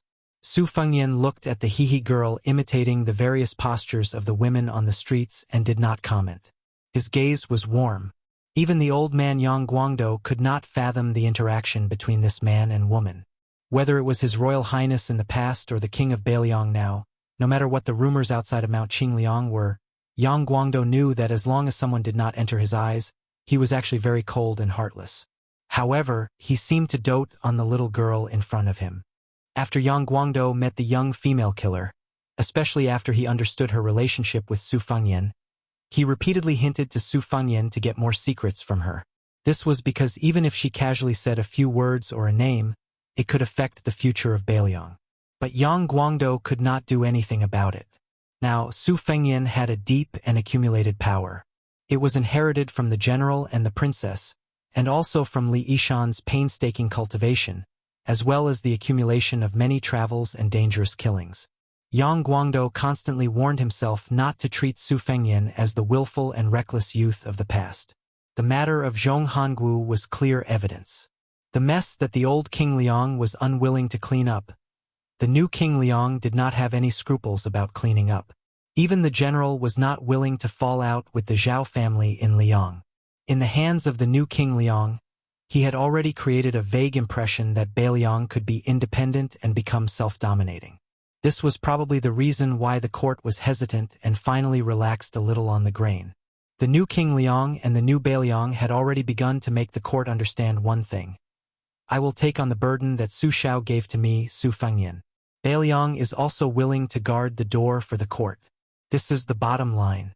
If you continue to nausea and test us again, you must first consider the price you will have to pay. Beiliang deployed troops on the Eastern Front and refused to withdraw the imperial edict. The court seemed to fly into a rage out of humiliation and immediately returned the favor. But at the same time, they had no choice but to give him the title of Pillar of State and open up the grain transport as compensation. During this period, if Su Fengyan was impulsive and refused the Pillar of State again, the court would probably rather rot in the granaries of Xiangfan than send a grain to Feisho City. They might even use thunderous means to block the courier routes into Liang from the neighboring provinces. These were all schemes that required both sides to carefully weigh the pros and cons. In the future, there would only be more such back and forth. The little girl suddenly said, "Over the years, old Huang has taken me to more than 100 places. He said that they were all farmland where he had planted crops. Some of them were abandoned, some of them were still lacking, and some of them did not have a good harvest. But in the end, there was still a harvest." Su Fengyan laughed and said, "My master and Chu Lushan both regard Huang Longshi as the greatest and most formidable spy in spring and autumn. Whoever can take over his entire spy system will have the upper hand. But we don't know how he manages it. How he chooses the rice seedlings, how he draws water for irrigation, how he pays attention to the growth, how he harvests the autumn rice. No one knows how Huang Longshi does it." The little girl said very seriously, "Freeloading, drinking, chatting, cursing, lying and leaving, changing to another place and doing it again." Yang Guangdo sighed and held his forehead. It was an extremely difficult matter. The biggest secret in spring and autumn was so carelessly brushed aside by the little girl's 12 words of mantra. The little girl tilted her head and asked, "You didn't ask me where those 100 places were? And who were those people?" Su Fengyan shook his head and laughed. "Bailiang can't even take care of itself. It doesn't have the energy nor the ability to fight for supremacy in the world." The little girl snorted. "Even if you ask me, I can't remember many." Yang Guangdo felt that it was really torturous to interact with these two. He somewhat understood Chao Wei's gloomy mood. Su Fengyan reached out with both hands and playfully stretched the little girl's slightly round face. The little girl was not angry and said indistinctly, "I don't understand what you're saying about Confucianism, Buddhism, and Taoism, but old Huang said that you have a medicinal primer on you." Su Fengyan thought and said, "I know. Huang Longshi should be talking about the bowl of blood that the dragon tree monk gave me to drink. But I couldn't feel it in these 2 years, so I didn't think much of it." The little girl tried to think and then said, "For 100 years ago, there was a Gao Shulu, the one you mentioned a while ago. I just remembered. Old Huang mentioned him. He said that this person was half dead and half alive. He was in a certain place in Great Peace City and was a life-saving talisman of the Zhao family. Originally, he was used to suppress Wang Xianji. Tiger Dragon Mountain seems to— Ha! I forgot about this matter." Su Fengyan took back his hand and then bent his finger to tap her forehead. "It's Dragon Tiger Mountain." The little girl made a sound of acknowledgement. Su Fengyan leaned shoulder to shoulder with her against the wall of the carriage and said softly, "Other people might not understand why Huang Longshi is overturning the rivers and seas, but I can understand a little. Cultivating one's body, managing one's family, governing the country, and ruling the world has always been the goal of the Confucian school. However, Huang Longshi is clearly a level higher because he doesn't have the emperor in his eyes. He is all alone in the world and doesn't need to cultivate his body and rule the family. He doesn't need to put the emperor in his eyes and doesn't need to help the emperor rule the world. That is why he is different from everyone else. He probably just wants a peaceful world that none of us can see or even think about." The little girl nodded and pointed at her knees. "Yes, that's the general idea. Also, old Huang said that this thing is not for kneeling." Su Fengyan sank into deep thought and said to himself, "This old farmer who overturned the entire spring and autumn fields." The little girl bent her knees and rested her chin on her knees. Old Huang said that he was also going to die. Chapter 10:18. Although a year's plan lies in spring, the spring of the first year of the auspicious talisman, once the Qingming festival passed, it was time to end it. After the Guangling Path's West Chu ancient capital was trampled by the Su family's armored cavalry, it had already changed its name from Divine Phoenix City to the humiliating Lost Tripod City. Deep in the mountains on the outskirts of the city, there was a brick temple. The temple's name originated from a famous Buddhist saying.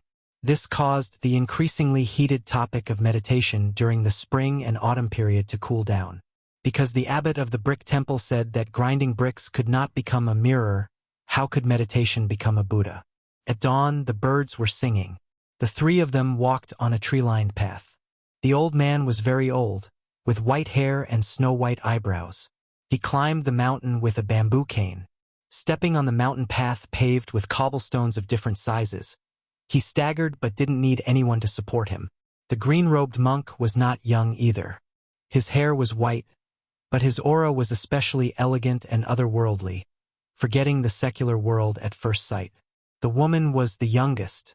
Her appearance was stunning, not like a woman of the mortal world. Carrying a red sandalwood sword box, her steps were light. Probably because they were taking care of the old man. The three of them didn't speak when climbing the mountain. Entering the quiet ancient temple where there were no pilgrims, there was only the rustling of a young monk sweeping the floor with a broom. At the time of the Li dynasty's destruction of Buddhism, even the two Zen temples were sealed. Mabrik Temple, for the past 20 years, didn't have many pilgrims, so it escaped the disaster. There were still some monks left who continued to hide in the mountains to pray. Seeing the three pilgrims, the young monk hurriedly put the broom under his armpit and bowed with his palms together, especially when he caught a glimpse of the woman from the corner of his eyes. His bald head drooped even more, afraid of breaking the precepts and losing the heart of Bodhi. After returning the greeting, the old man led the monk and the woman to the 500 Arhats hall. It wasn't the golden-robed Arhats commonly seen in imposing temples, but painted wooden sculptures. What was even rarer was the 500 Arhats, each one vivid and lifelike. Some were sitting upright, some were listening, some were clasping their palms, and some were even glaring, beating gongs and drums, scratching their ears and cheeks. The old man led the two of them to a venerable one. He held a mirror in his left hand, and his right hand tore open the skin of the old man's face, revealing a handsome young man's face. It was enough to stun the onlookers. The old man stood at the foot of the wooden arhat and said calmly, "I heard that the Minister of Rites, Zhang Xiangqi, carried a large jar of wine into the temple alone on a snowy day in the first year of Yonghui. He died drunk here, and his last words were probably drunken words. This old subject knows that in the past, Old Tang did not touch a single drop of wine and always advised us to drink and make things worse. I remember one time when His Majesty drank too much and missed the morning court session. Old Zhang angrily rushed into the palace to scold His Majesty. If it was not for the Empress stopping him, His Majesty would have almost fought with this old fellow. After that, His Majesty was still angry and privately told this old subject that during the celebration banquet the night before, this old fellow was the one who was the most unkind. Since he did not drink, he poured wine for others and did not even let him off. In the end, Old Zhang turned hostile the next day. Who would have thought that this old thing, who hated the smell of alcohol all his life, would drink himself to death in the end? Minister of Rites, Zhang Xianglin, was naturally not a second-level official in Liang, but the last Minister of Rites in West Chu. He was a fellow disciple of the Grand Chancellor of Shangyin Academy, Qi Yanglong. He was also the teacher of Wang Mingyang, who had guarded Xiangfan for 10 years. The old man reached out to stroke the slightly cool Arhat pedestal and said softly, "Old Zhang must have come to find Minister Tang of the Ministry of Revenue." Tang Jiahe was the most knowledgeable in this group of people. Originally, he looked down on Buddhism, a foreign religion, the most. Unexpectedly, he fled to Moshio Temple. As for whether he truly devoted himself to Buddhism or was disheartened, only God knows.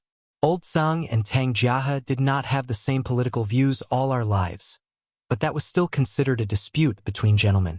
To choose party struggle was not a struggle between officials for power and influence, nor was it a struggle between gentlemen and villains. Looking at it now, it was more like a dispute between gentlemen. The hearts of the people were, after all, still on the side of the Jiang character, the common people.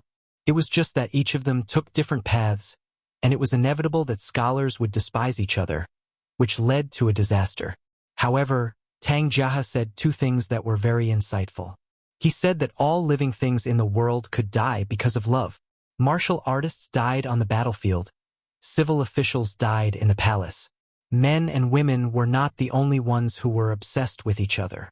Since people could only die once in their lives, they should always keep it in their hearts and die with kindness. A man is still a blade of grass. He also thinks about the 5 winds and 10 rains. Moreover, people are not plants. However, if Tang Jiahe really wanted to die, he would die. He was not willing to live an ignoble life. But in the end, this Minister Tang, who had once lost to our side, Chao Tuxiu, 16 games in a row, also went back on his word. He fled from Moshio Temple for a few years. Later, perhaps he was afraid that old Sang and I would find him. So he fled even deeper into the mountains. No one knows whether he is alive or dead. The white-haired old man continued, Great General Song Yuan, who was often lectured by His Majesty to be more literate, should not always be blind in the palace and make a fool of himself. This stubborn old urchin has really gone crazy. The only grandson in his family, who had originally secretly passed the Jinsha exam in Yonghui's 6th year, was burned alive by him. He also burned himself to death in a dilapidated library that did not have many books to begin with. When art Chu was at its peak, martial artists did not have saber chi, scholars did not have the air of poverty, women did not have the air of cosmetics, mountain people did not have the air of clouds, and monks did not have the air of incense. It was publicly recognized by the world as the most prosperous era in the 800 years after the Great Qin dynasty. Liang was only a small dynasty that originated from the barbarians in the north. It had been independent for 50 years, and its eunuchs had been involved in politics for 50 years. The head eunuch Fan Gongliang had killed 1 emperor, 2 princes, and 6 concubines in his lifetime. Yet he was still able to live out his remaining years in peace. How could such a dynasty, who did not understand etiquette, suddenly change after 50 years and inexplicably become the princess of the world? And Ardachu, how could it perish just like that? The monarch was wise, but the fault did not lie with the monarch. The civil and martial officials were loyal, but the fault did not lie with the officials. The common people worked hard, but the fault did not lie with the common people. Thus, this old official, Sun Shiji, wanted to know what had happened. Since dying with remaining grievances was an extravagant hope, he wanted to have peace of mind before he died and know an acceptable answer. This old official was not afraid of bearing the infamy of being a servant of 2 surnames. Just like that, I stood in the court of Great Peace City and coldly watched for a dozen years. But in the end, I still could not understand why Dachu had lost, and lost so miserably and so quickly. However, this old official recognized 2 people. One was the butcher Su Xiao, the other was the blue-eyed Zhang Julu. It was them who made this old official accept his fate. Su Xiao had done the right thing. A good saber, as long as it was in the right hands, the faster the saber, the less blood the common people would bleed. Zhang Julu had done very well. He had braved the risk of being called the Emperor of the War with Han Shangxian in private and repaired the Zhao family's courtyard until it was airtight. This old official had already accepted his fate, but Chongqing asked this old official to come see you, so this old official came. Not for anything else, but for an old man like me to die in his homeland. That is better than anything else. The 3 people were West Chu's Grand Preceptor, Sun Shiji, Chao Chongqing, who had reached the Confucian sage realm at the ruins of Shileibi, and the fallen princess, Jiang and I, whose original name was Jiang Si. Chapter 1019. They drank a pot of tea at the Mabrik Temple. The Grand Preceptor was probably tired of walking and talking, so he stopped talking. Then the 3 went down the mountain and returned to the city. The old man was still the Guangling Taoist administrator in name, and his official residence was on the old site of the 6 departments' official residences outside the imperial city of Lost Tripod City. The Guangling Palace was not in the city, but in Guanyu City, which was in the southeast of the vassal king's territory. The people who should leave Lost Tripod City had left. Most of the people who left after the spring and autumn period ended were the survivors of other fallen countries. Those who should stay were all survivors of West Chu. With Lost Tripod City as the center, there were 6 towns and 18 cities around it. Especially Lost Tripod City, which used the administrator's mansion and Bailu Mountain as the framework to make a comeback, supporting a brand new and vigorous temple. If they won, it would be Dachu. If they lost, the West Chu in the history books of Liang would probably be replaced by Ho Chu. When the 3 went down the mountain, there were more than 100 elite halberd soldiers escorting them back to the city. The Grand Preceptor took the 2 to a restaurant in the east of the city, saying that he wanted to invite Her Highness to taste the reeds. After sitting down on the 2nd floor, the old man laughed softly and said, "Your Highness, this reeds is a delicacy in the world. This old official has to show off a few words of knowledge to enjoy it to the fullest." The The reeds are called reeds because they are like migratory birds. Every spring, they come to the river outside the Spring Snow Building in Guanyu City and flow upstream along the Guangling River. It is reasonable to say that when they reach here, they should be plump and plump. If they are supplemented with the chicken head rice, which is a specialty of Copper Paper City, it will be the most delicious taste in the world. Later on, once the reeds reach Xiangfan City, they will not taste good. However, this old official thinks that it will be difficult to slack off to satisfy my cravings in the future. Jiang and I made a sound of agreement and did not say anything else. When the food was quickly served, she picked up her chopsticks and was about to pick up some food. The old man saw her holding her chopsticks and joked, "Your Highness, we all believe that the higher and longer you hold your chopsticks, the further you will find a partner in the future." I remember when I was young, the older generation in my family always used this to tell us. They were afraid that the women in our family would marry too far away, and the men would marry unknown women when they grew up. At that time, we naturally followed the wishes of the elders and picked up the chopsticks. However, we didn't think that when we became elders, we would start nagging at our children. This is probably an inheritance. A family is like this, and so is a country. Jiang and I, who was holding the chopsticks high up in the air, took the opportunity to grab the chopsticks down, which amused the old man. He laughed and said, "Your Highness, don't take it seriously. This old official was just speaking casually. Actually, it's good for a woman to marry far away. At least she won't be subject to military orders when she's abroad."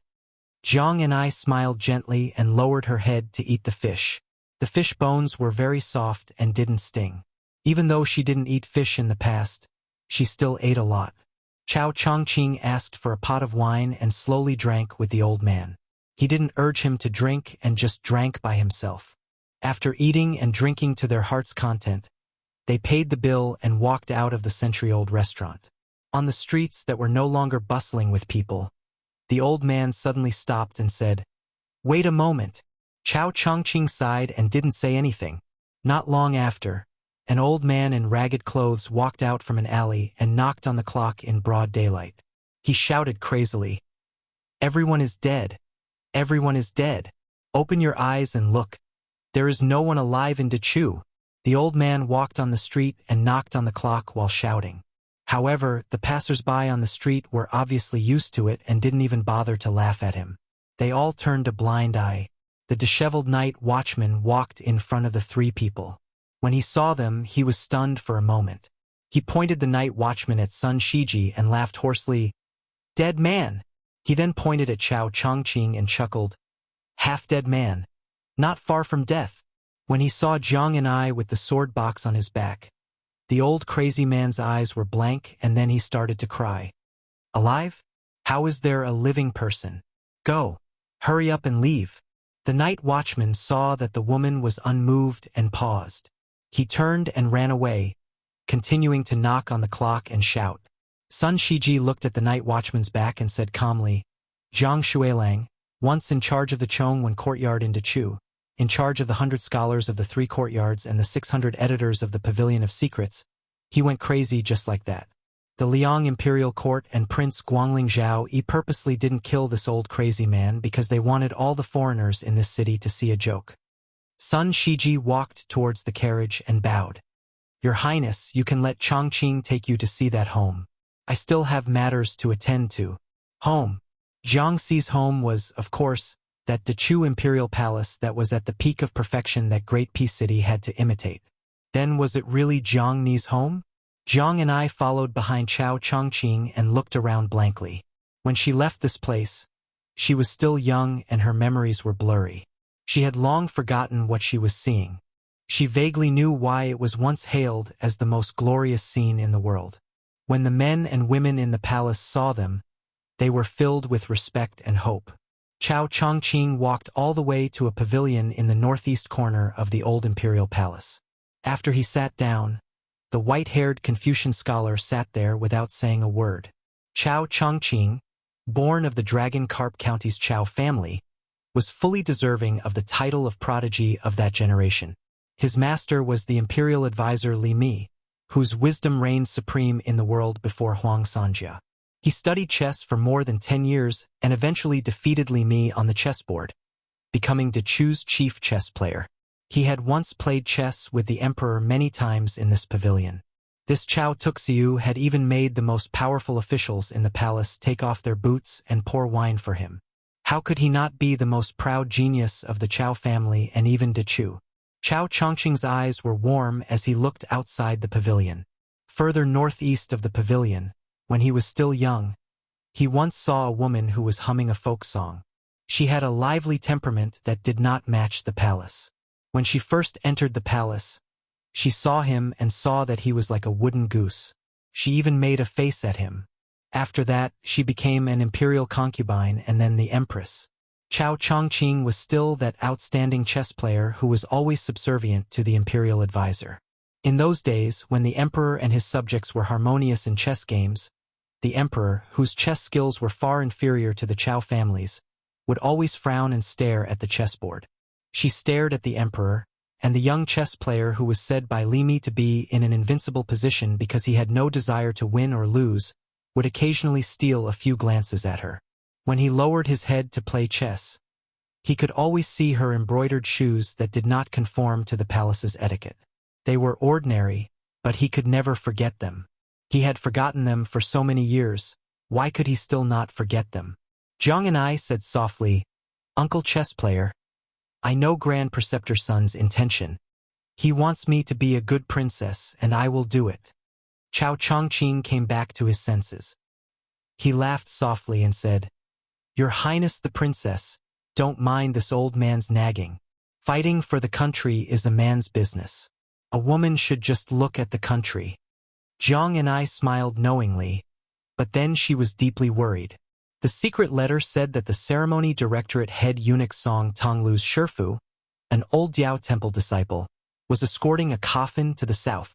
It was clearly the Gao Shulu mentioned by Huang Longshi, who was specially used to deal with you, Uncle chess player. Under the celestial beings, all are ordinary people, not immortals.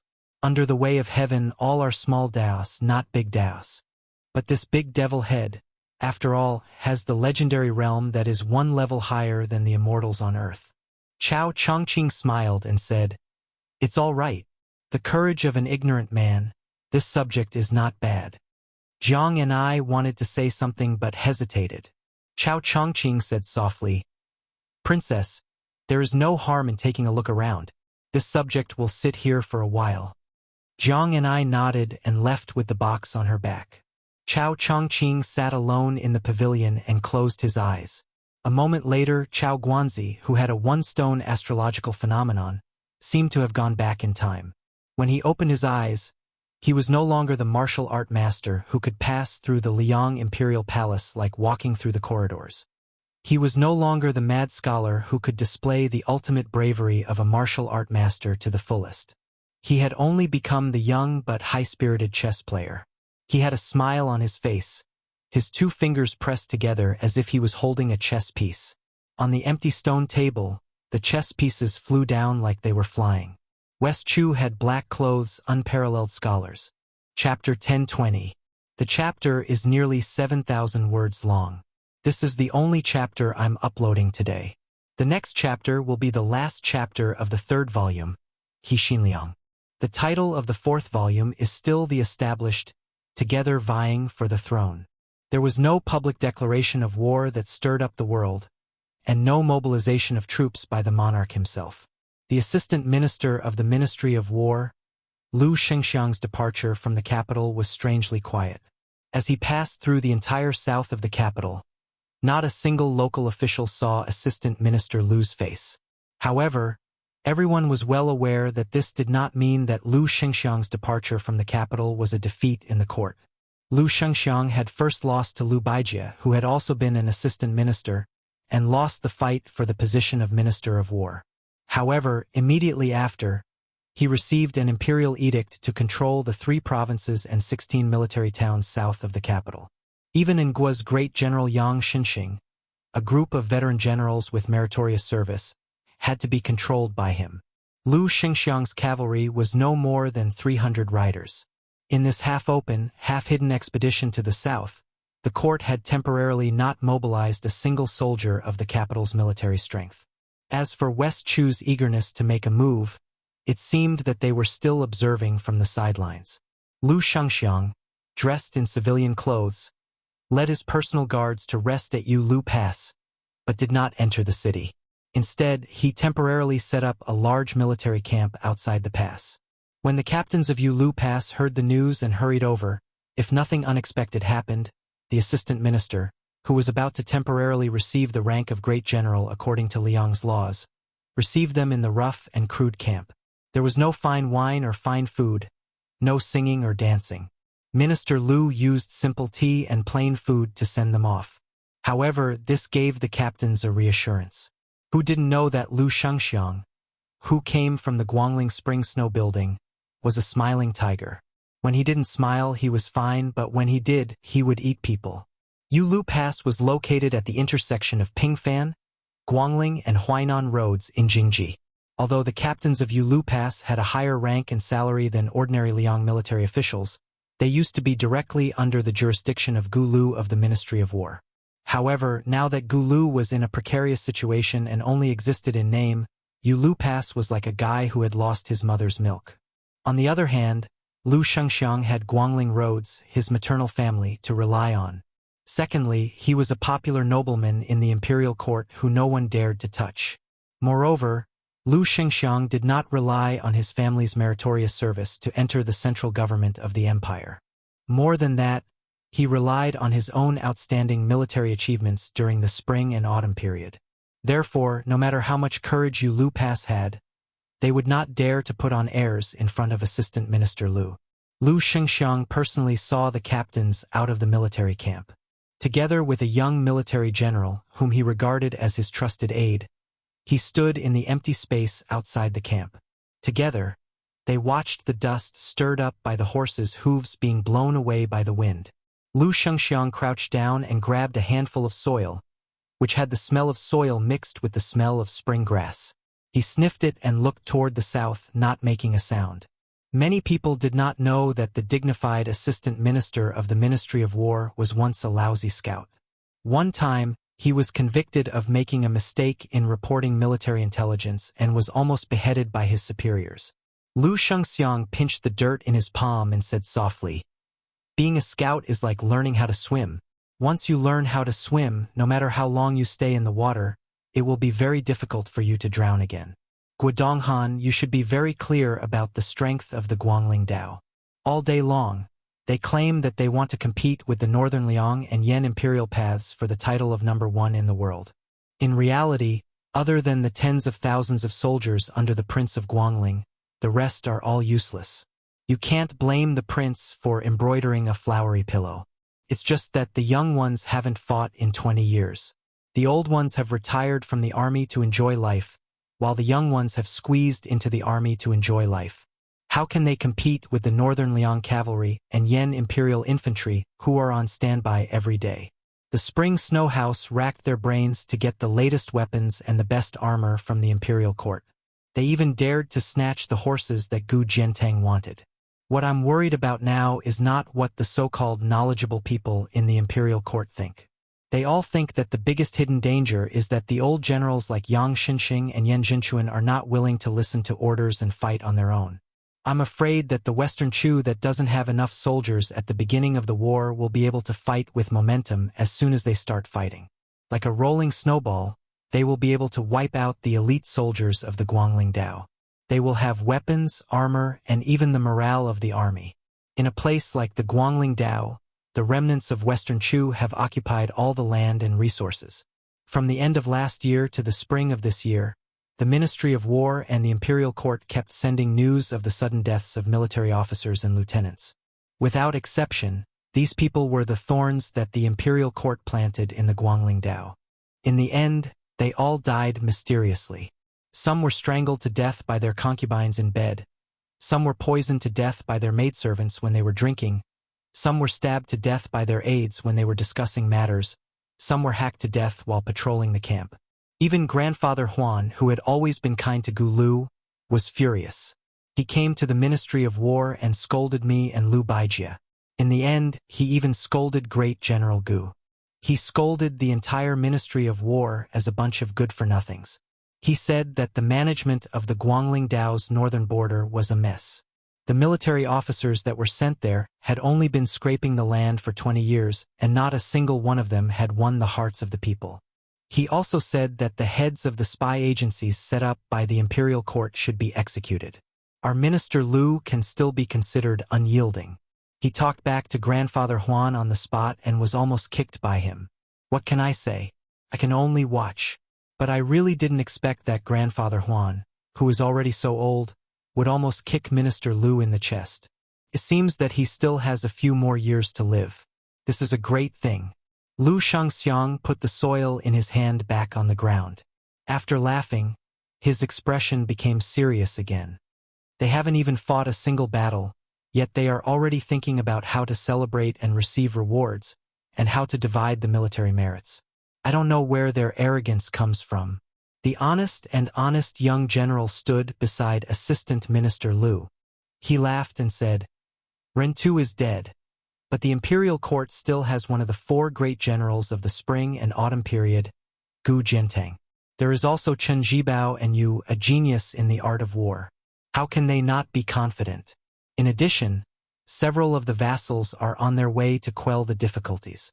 Guangling Dao already has Zhao Yi, who has a powerful army in his hands, to suppress the situation. If I wasn't familiar with the foundation of Guangling's elites, I would also think so. Lu Shangxiang dismissed it with a laugh. He reached out and patted the ground. He sighed and said, The waves are formed between the waves, and the wind rises at the end of the green duckweed. After the awakening of the hibernation, 100 insects swarm out and move at the sound of the wind. Guodonghan smelled the cool breeze on his face. He chuckled and said, This general smells the scent of blood. Lu Shangxiang stood up, as if he wanted to vent the pent-up anger in his heart. He forced a smile and said, Yang Xinxing and the others all think that it will take at least 3 months and at most half a year. With a light kick, they will be able to crush West Chu, this dead but not yet dead spring insect, between summer and autumn. No matter what I say now, they won't listen. It would be better to let them rush up and give Chao Chongqing a slap. Only when they feel the pain will they understand who is the one who can truly give orders in this protracted war. However, this also has its drawbacks. In half a year, I will be mediocre and unaccomplished. I am destined to be barked at by hundreds of dogs in the capital. Who knows, there might even be dead officials who will splash dog blood all over me. Back then, I saw with my own eyes what kind of situation Su Xiao was in. Therefore, this time I have some confidence. The key is whether or not His Majesty the Emperor has enough patience. If you are unlucky, you can pack up your things and prepare to go with me to the Tu Liao to make up for your mistakes. But if you are lucky, when the time comes, as long as my Lu family's light cavalry can display their skills to the fullest, you will be able to become a third-rank general with real power. Guodonghan grinned and said, All right, in any case, this general only believes in one thing in this life. If I follow the general, I will definitely have meat to eat. Lu Shangxiang did not comment. Guodonghan suddenly asked carefully, I heard that during this trip to the south, His Highness the Crown Prince leisurely went to Dragon Tiger Mountain and Earth Lung Mountain, and many other places. In Guangling Dao and Gangnam-do he made friends with many people. Everyone in the court praised him endlessly. TSK, he has the style of a crown prince. Moreover, there are rumors that His Highness does not agree with the heavy taxation of Guangling Dao. He also has some slight objections to the destruction of Buddhism. In private, the Imperial College says that His Highness already has the air of a benevolent ruler. That Right Chancellor with the surname Jin seems to be quite close to His Highness the Crown Prince. This guy originally had a bad relationship with Yao Baifeng and was kicked out of the house by the Grand Secretary and Grandfather Huan. He was very miserable. Many scholars were so scared that they did not dare to go to the Jin mansion to drink. Who would have thought that he would make a comeback? Lu Shangxiang frowned and said, You are a martial artist who has not yet achieved success. Don't talk about interfering in the court, you can't even interrupt. In the future, if I hear this kind of nonsense again, you can go be a coachman. Guodonghan said with a bitter face, I will remember. Lu Shangxiang suddenly laughed coldly and said in a low voice, soft-hearted and not practical. Compared to his old man, he is thousands of miles away. If the court succeeds in removing the feudal vassals, he can still make do. Otherwise, if they hand over the country to him in a hurry, I think it will be difficult. The impatient Guodonghan hurriedly nodded and said, like I said, His Highness the Crown Prince's shrewdness is not shallow, but he used it in the wrong place. Lu Shangxiang was indeed a smiling tiger. He put on a fake smile and said, in any case, there are no big battles to fight in half a year. You can go be a coachman for half a year. Guodonghan was stunned. Just as he was about to make a scene, Lu Shangxiang had already turned and walked towards the barracks. Chapter 1021. His Highness the Crown Prince had snuck out of the capital to travel in the south. Zhao Ji, the most powerful and dignified mother-in-law in the world, had made a few trips to the Eastern Palace. She didn't talk about anything important, just chatting with the most respected daughter-in-law in the world, Yan Dongwu. Zhao Ji presided over the imperial harem, and the concubines vying for her favor left one by one. No matter how young, beautiful, or talented they were, no matter how illustrious their family backgrounds were, they couldn't beat this woman who didn't have outstanding looks. Moreover, the Empress Zhao Ji seemed to have received a great reputation in the eyes and mouths of all the officials. There were very few voices of dissent. Today, in the Eastern Palace, other than the Empress, even the Zhao family's son took time out of his busy schedule to come to Yendongwu with Zhao Ji. He even had Song Tonglu, the head of the ceremony directorate, bring a few jugs of very authentic Bailiang green ant wine. The family of three didn't have too many formalities. They just boiled the wine and tasted it to warm their hearts. The place to drink was under a finely carved mahogany birdcage. Inside was a clumsy parrot that mimicked the crown princess's words. For some reason, it had caught the eye of the crown princess and had always been favored. Women were not allowed to interfere in politics. This was an iron law passed down from the ancestors of Liang. Therefore, before Liang unified the spring and autumn period, no matter how the eunuchs in the border towns tried to harm the Zhao family, since the emperor couldn't have pillow talk, there was no fertile ground for the relatives to interfere in politics. In history, there were relatives of the Zhao court who held power, but it was much better than the previous courts with various surnames outside of Liang. However, the Zhao family's son clearly had a whole new level of respect for Yan Dongwu, this daughter-in-law who had entered the rankings as a female scholar. He made an exception and talked about some military and state matters. Even Zhao Ji couldn't hide her surprise. This shock spread until the couple left the Eastern Palace. The emperor wasn't in a hurry to go back and deal with the memorials that had piled up over the years. He walked side by side with the empress under a vermilion high wallpaper. With his hands behind his back, he kept looking silently at the blue sky. Song Tonglu of Great Martin Temple, who had inherited the power of Cat Han Shengxian, followed from a distance with his back bent. The world's leading eunuch, who didn't look like a eunuch, had a faint shadow between his brows. The Zhao clan son suddenly stopped and said, establishing myself at 30 and establishing a family and career, I have accomplished both. Marrying you and ruling the world, I have no regrets in this life. And Gu and Zhang. And the Emperor Gu and have the. As a result, I offer sacrifices to my ancestors every year. My conscience is clear. From beginning to end, the Zhao family's son. Chapter 1022. The emperor of the Zhao family reached out and brushed his palm across the cold wall. He suddenly smiled and said, that year, under Yuan Bunxi's persuasion, I led troops into the palace without permission. I walked this path. At the time, I was very afraid. I only had one thought. If I succeeded, I would be the first to tell you the good news. If I failed, you would be the one to mourn for me. At the time, I was just an imperial son. The reason I wanted to be emperor was to defeat Su Shao so you would not have to envy that female sword immortal surnamed Wu. Men who doesn't want face. As for Su Xiao, I do not deny that personal grudges came first and national grudges came later. When this human butcher was young, he could sit with the previous emperor in the Hall of Martial Heroes to drink and chat until dawn. As his son, I could only watch from afar and envy. How could I not want to go to the frontiers and attack Beimang? But in this matter I did not do well. Without the great wars that Beiliang had participated in, the national treasury was depleted, and the people were angry. If Yuan Benshi had not scolded me awake, not to mention Zhuaner becoming the crown prince, I might not even have been emperor. Speaking of this, I know that female surnamed Wu is the same as you. In reality, you do not like her because you both have great ambitions. Zhuaner is too smart. He knows everything, but he does not say anything. Smart people like to go down a dead end. I was fine because I had Yuan Benshi, this clumsy strategist who seemed to be possessed by a god. It was like he had opened the heavenly eye and helped me keep an eye on Great Peace City and the entire world.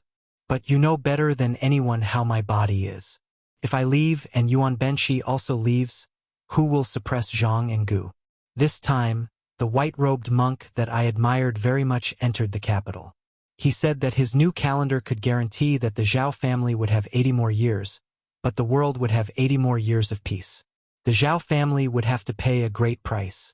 I refused without hesitation. At the time, I did not even dare to look into Yuan Benshi's eyes. Because of this, I was not at ease with the two factions of officials led by Zhang and Gu, because behind them were people like Zhao Yuling and Yin Maochun. Most of them were poor scholars. Their gazes would involuntarily be placed outside the imperial court. Someone had to nip this in the bud. In the past, many of the famous officials who did not hesitate to fight to the death with the emperor were just using their deaths to show their sincerity. They wanted to step on the emperor's shoulders and leave their names in history. These scholars had been narrow-minded for thousands of years. I could tolerate them and even indulge their impudence. But Yin Maochun and the other officials were not the same. Probably because they had Zhang Julu as an example, they immediately became smarter and more tactful. They knew how to achieve their ambitions. Their methods were skillful, and they did not neglect their reputation and scholarly achievements. They did not want to be the emperor's performers, nor did they want to be foolishly loyal officials who would carry a coffin and bang their heads against it at every turn. In the imperial court of Liang, one or two of these pillars would not be a problem, but they were all like this. Each of them was old and cunning. How would Zhuaner deal with them in the future? Zhuaner was not like me, who had usurped the throne while covered in blood. Although the traces of the blood had long been washed away by the rain and snow in the imperial palace, Zhang Julu and the others still remembered it. However, when Zhuaner was sensible, he already knew that he would wear the imperial robe and sit on the imperial throne. It's true that he can endure, but to be an emperor, he still needs courage.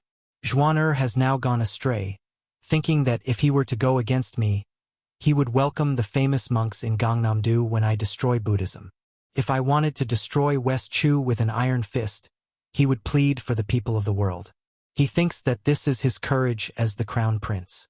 If my Zhao family did not have internal and external troubles without Beimang, Beiliang, and Zhang Julu, it would be fine. It's not bad for him to have such thoughts, but now is not the time. Zhao Ji's face was pale. The emperor of the Zhao family clenched his fist and gently slammed it against the wall. Zhuaner can't see that the imperial court in the future will not be a struggle between factions, but a more complicated situation. It will be a struggle between the sons of the rich and poor, and will no longer revolve around the imperial throne. Yuan Benshi said that this is the trend of the times. I didn't believe it in the past, but now that I've seen it with my own eyes, I have no choice but to believe it. Yuan Benshi also said that the dragon climbing technique of the past was already at its peak in officialdom, but it was no longer useful. He was waiting for someone who knew how to use the dragon slaying technique to keep the emperor in check to surface. Once this person appeared, it would be more terrifying than the previous separatist regime in Liang. Zhao Ji, do you think I can only wait? Is this what it means to know destiny? So even if Yuan Benshi can't find this person, and I can't see this person, I have to first take down Zhang Julu, who opened the dragon gate for the poor people in the world. Since the door is already open and the general trend is like this, I don't want to go against the trend. But as the reigning emperor, taking down Zhang Julu, who is in the capital, and increasing Zhuan Er's chances of winning can't be more difficult than dealing with Su Xiao, who was far away in Beiliang back then. Right? Zhao Zi's lips trembled as he asked, "When?" The emperor of the Zhao family took a deep breath and said gloomily, "The remnants of West Chu are all dead." A young man with a grass root in his mouth looked at the yellow mud jars and felt a little depressed. He glanced at the handsome man beside him, who wore a yellow crown and was dressed in black with large sleeves. It was somewhat unexpected. Mr. Nayland, who had a morbid obsession with cleanliness, didn't show the slightest bit of anger even though he was stained with so much yellow mud. Instead, he reached out and pinched off a piece of mud that hadn't dried yet and gently crushed it with his fingertips. In addition to countless mud jars that were said to be sold for 3 taels of silver, there was also an old man who was sitting on a small wooden stool and kneading mud to make the embryo of a jar. He was covered in mud. When he saw Zhao Zhu and Mr. Nayland, who came from afar to see this old man, he didn't say anything. It was obvious that he was determined to finish the work at hand. The bored young man raised his gaze and looked at the old couple standing in the distance. Mr. Nayland said that one was a remnant of the Southern Tang royal family, and the other was a local. They were indeed ordinary people who had been dealing with mud jars all their lives. Mr. Nayland also asked him to guess who was the spy and who was the ordinary person. Zhao Zhu's intuition told him that the old woman who was faintly charming in the past should be the old Southern Tang royal family. As for the silly old man beside the old woman, he didn't seem to be a top master who could escape Zhao Gou's search. Mr. Nayland Yusi, who was known as the real king of Southern Jiang, took a few steps forward and squatted at the feet of the old man on the small stool. He smiled and looked up at the only remaining spring and autumn demon in the world. He said with a smile, "Oh, Huang Lao Nong, your complexion is ridiculously good. Is this the final radiance of the setting sun?" The old man glanced at Nayland Yusi and said flatly, "Curse me to die? Is this the etiquette of asking for help?" Mr. Nayland, who was as gentle as a beauty, smiled and said, "I'm almost kneeling down. What else do you want? I, Nayland Yusi, have never knelt down to anyone in my life except for my parents." The old man sneered and said, "Do you want me to expose your background in front of Zhao Zhu? That little bastard?" Zhao Zhu rolled his eyes. Nayland Yusi hurriedly waved his hand and begged for mercy. "I'm afraid of you, the omniscient Huang Sanjia. Just take it that I'm bragging. I beg you to keep your mouth." It was Huang Longshire who occupied the top 3 of the spring and autumn 13 grades, and he sneered, "You guys came early. It's not the right time. Is it your idea or that little bastard's idea?" Nayland Yusi thought about it carefully. "Yes, we have to give face. It's not like we're here to fish in troubled waters. We're just here to witness Chao Zhangxing's final glory. If we miss this, how boring would it be to live?" Huang Longshire sneered and said, "Why don't you die if you're bored? You only know how to disgust people. No wonder you can't compare with Li Yishan in your life." Nayland Yusi shook his head and smiled. "It's hard to say who is stronger between Li Yishan and me. You don't have the final say." Huang Longshire had a strange and sarcastic look. "You have to go to the underworld and listen to him personally, right?" Nayland Yusi stretched out his hand and touched his eyebrows expressionlessly.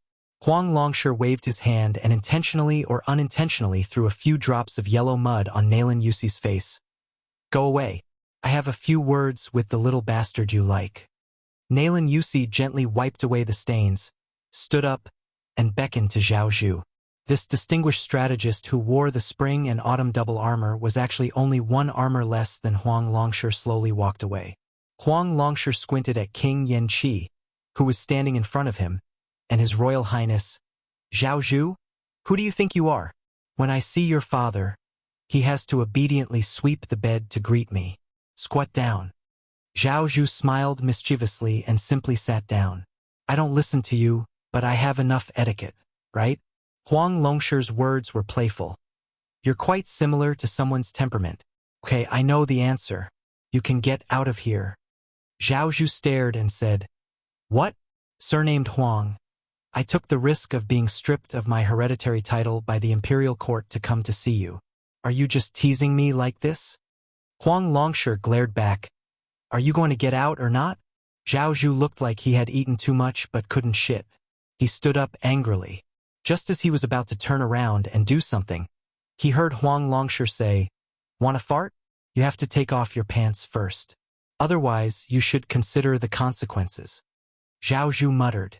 He ran to Nalan Yusi's side and asked curiously, "Can this old man really predict the future?"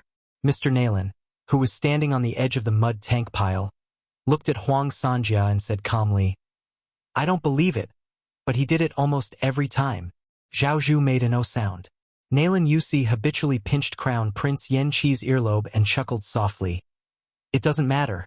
He's not a real immortal. He's an arrow at the end of its flight and is about to die. Why are you angry with him? Let's just respect the old." Zhao Zhu looked helpless and gently patted away Mr. Nalan's slender and white hand. Huang Longsha suddenly stood up and gave Nalan Yusi an extremely evil prophecy. "Nalan Yusi, you have to die in front of me and Yuan Bunshi." Zhao Zhu's face changed dramatically, and Nalan Yusi was silent.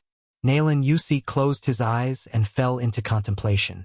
Then he bowed to Huang Longsha, who had already sat back on the bench and disappeared. Respect to him, respect to himself, respect to Li Yishan, whom he once admired when he traveled to various countries.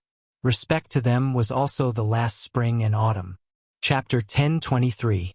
Insignia Mountains Dragon and Tiger Mountains Confrontation.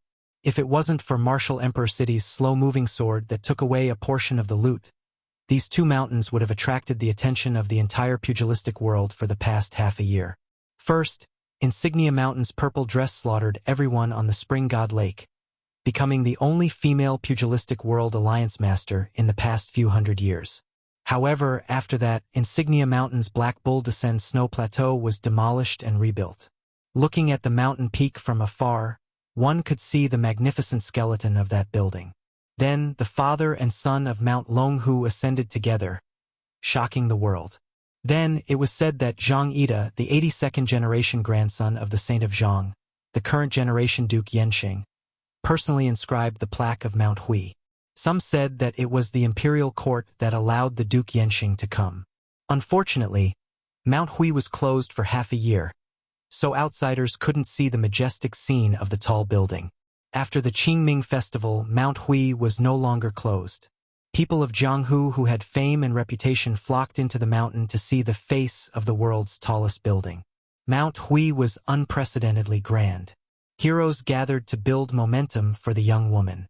Visitors who came down the mountain all praised the nameless building's imperial aura. 18 stories, reaching into the clouds. When it was cloudy, climbing to the top was like falling into the sea of clouds.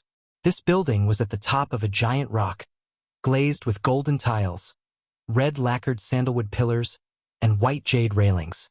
It was enough to overshadow the many halls of the martial palace of Great Peace City. As a result, people followed the crowd and spread rumors.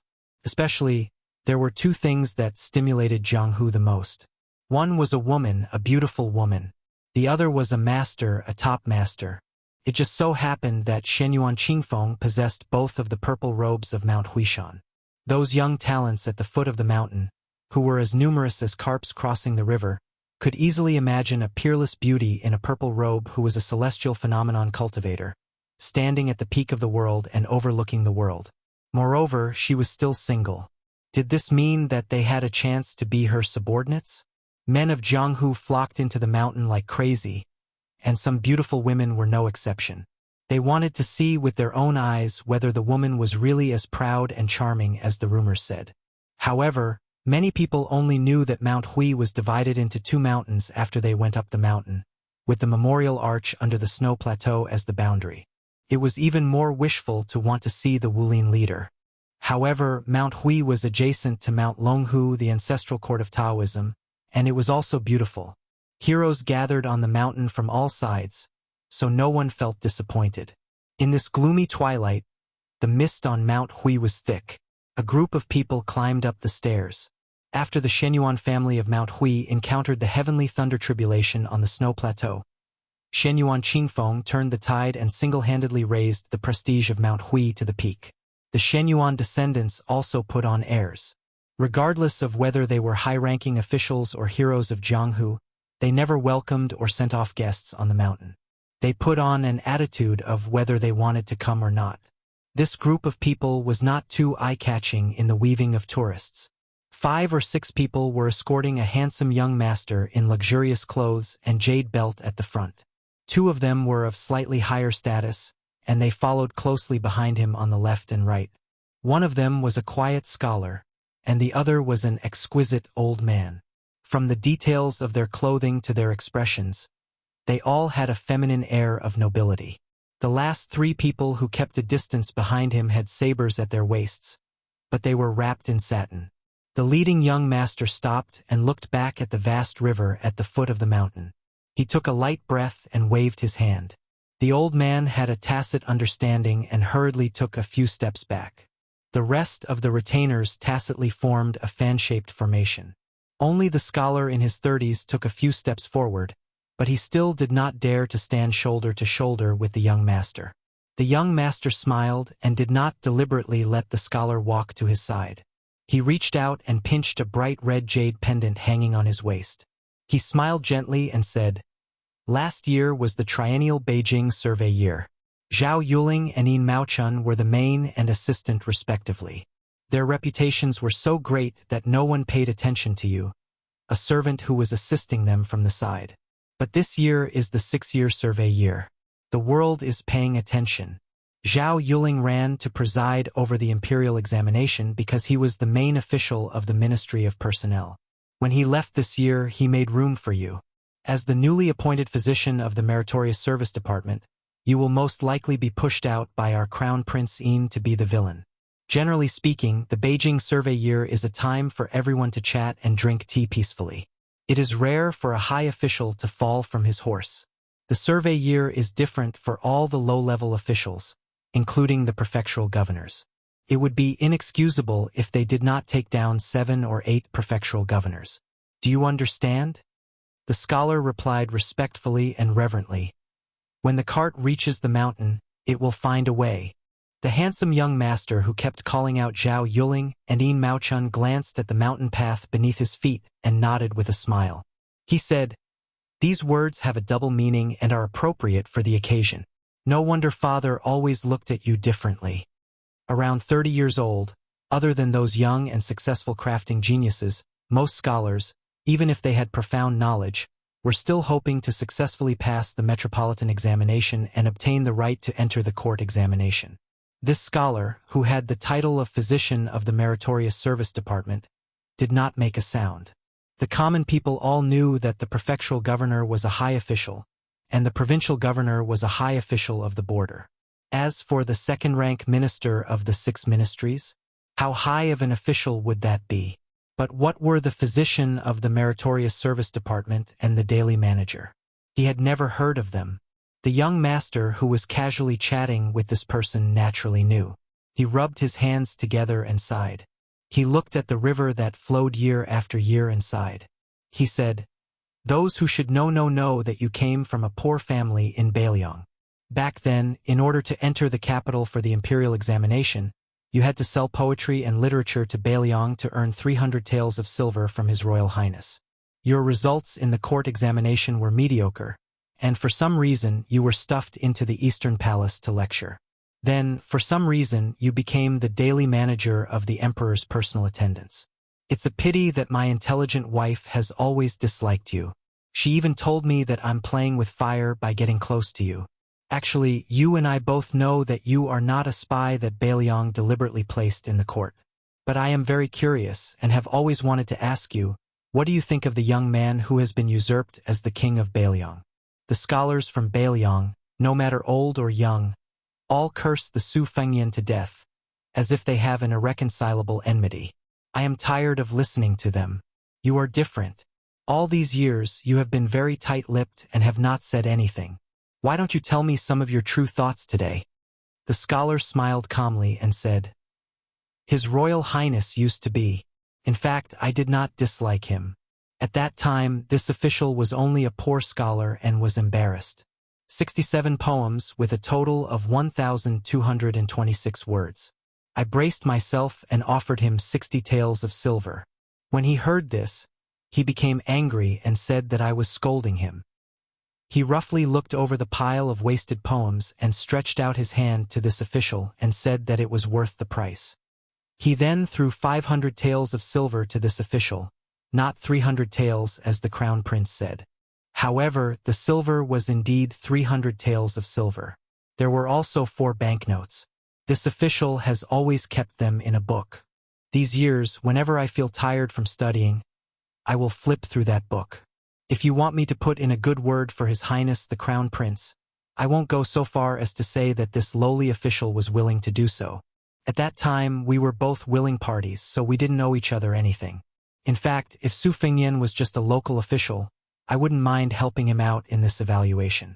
I would even give him an A-grade evaluation. But since he is a vassal of Northern Liang and a pillar of the imperial court, it is not this lowly official's turn to curry favor. However, if you want this official to go against my conscience and make a fuss with someone, this official will be too difficult for this official. It is not easy to be an official. Although it is relatively easy to be a person, one cannot be too careless. The scholar referred to the young man as the crown prince. In Liang, other than Zhao Zhuan, there was no one else. There were many vassal kings and His Royal Highness, but there was only one crown prince. However, for some reason, Zhao Zhuan had returned from Gangnam-do after appreciating the Jinren's Ascension Assembly at Mount Longhu, which was close at hand. Crown Prince Zhao Zhuan pointed at this scholar who was unwilling to be careless and laughed heartily. You are making oblique accusations. You are scolding both Jin Sanlang and me. However, honesty is more important than anything else. You were the only one who raised many objections when Zhao Sun wrote to the imperial court. At that time, the entire capital was full of praise for Zhao Sun, who was still His Royal Highness. You were the only one who said what was right. You were the only one who pointed out what was wrong and filled in what was wrong. You were the only one who wantonly attacked what was wrong and did what was wrong. Later, the 2 masters of the Song family passed away one after another. When it was time to confer posthumous titles, you jumped out and caused bad luck. You angered Father Emperor in private, so he threw you to Zhao Yuling and Yin Maochun, those 2 old foxes, to suppress. Otherwise, you would have long been in charge of half of the Hanlin Academy. The scholar said bitterly, "How could I not know your highness' intentions? However, I have the intention of being a lonely official. After this trip to the south, I can forget about it." Zhao Zhuan smiled slyly. He pulled off the priceless jade pendant from his waist and stuffed it into the scholar's hand. "I just praised you for being honest, and you already revealed your foxtail, didn't you?" Zhao Zhuan slightly restrained his smile and said in a low voice, "I know what you really want. You want to lead troops on the battlefield, and scholars to be conferred the title of Marquis. As long as you are willing to wait with me, I, Zhao Zhuan, will definitely not disappoint you." The scholar froze on the spot, not knowing what to do. Zhao Zhuan acted as if nothing had happened. He turned around and continued to climb the mountain. He smiled and said to himself, "Last time, I didn't see the woman in purple with the surname Shenhua. I was really worried. This time, I shamelessly helped her get a plaque with the inscription of Yenqing Duke. I also helped her block the crazy impeachment of the Zhenzhou imperial censor. You should give me some face, right?"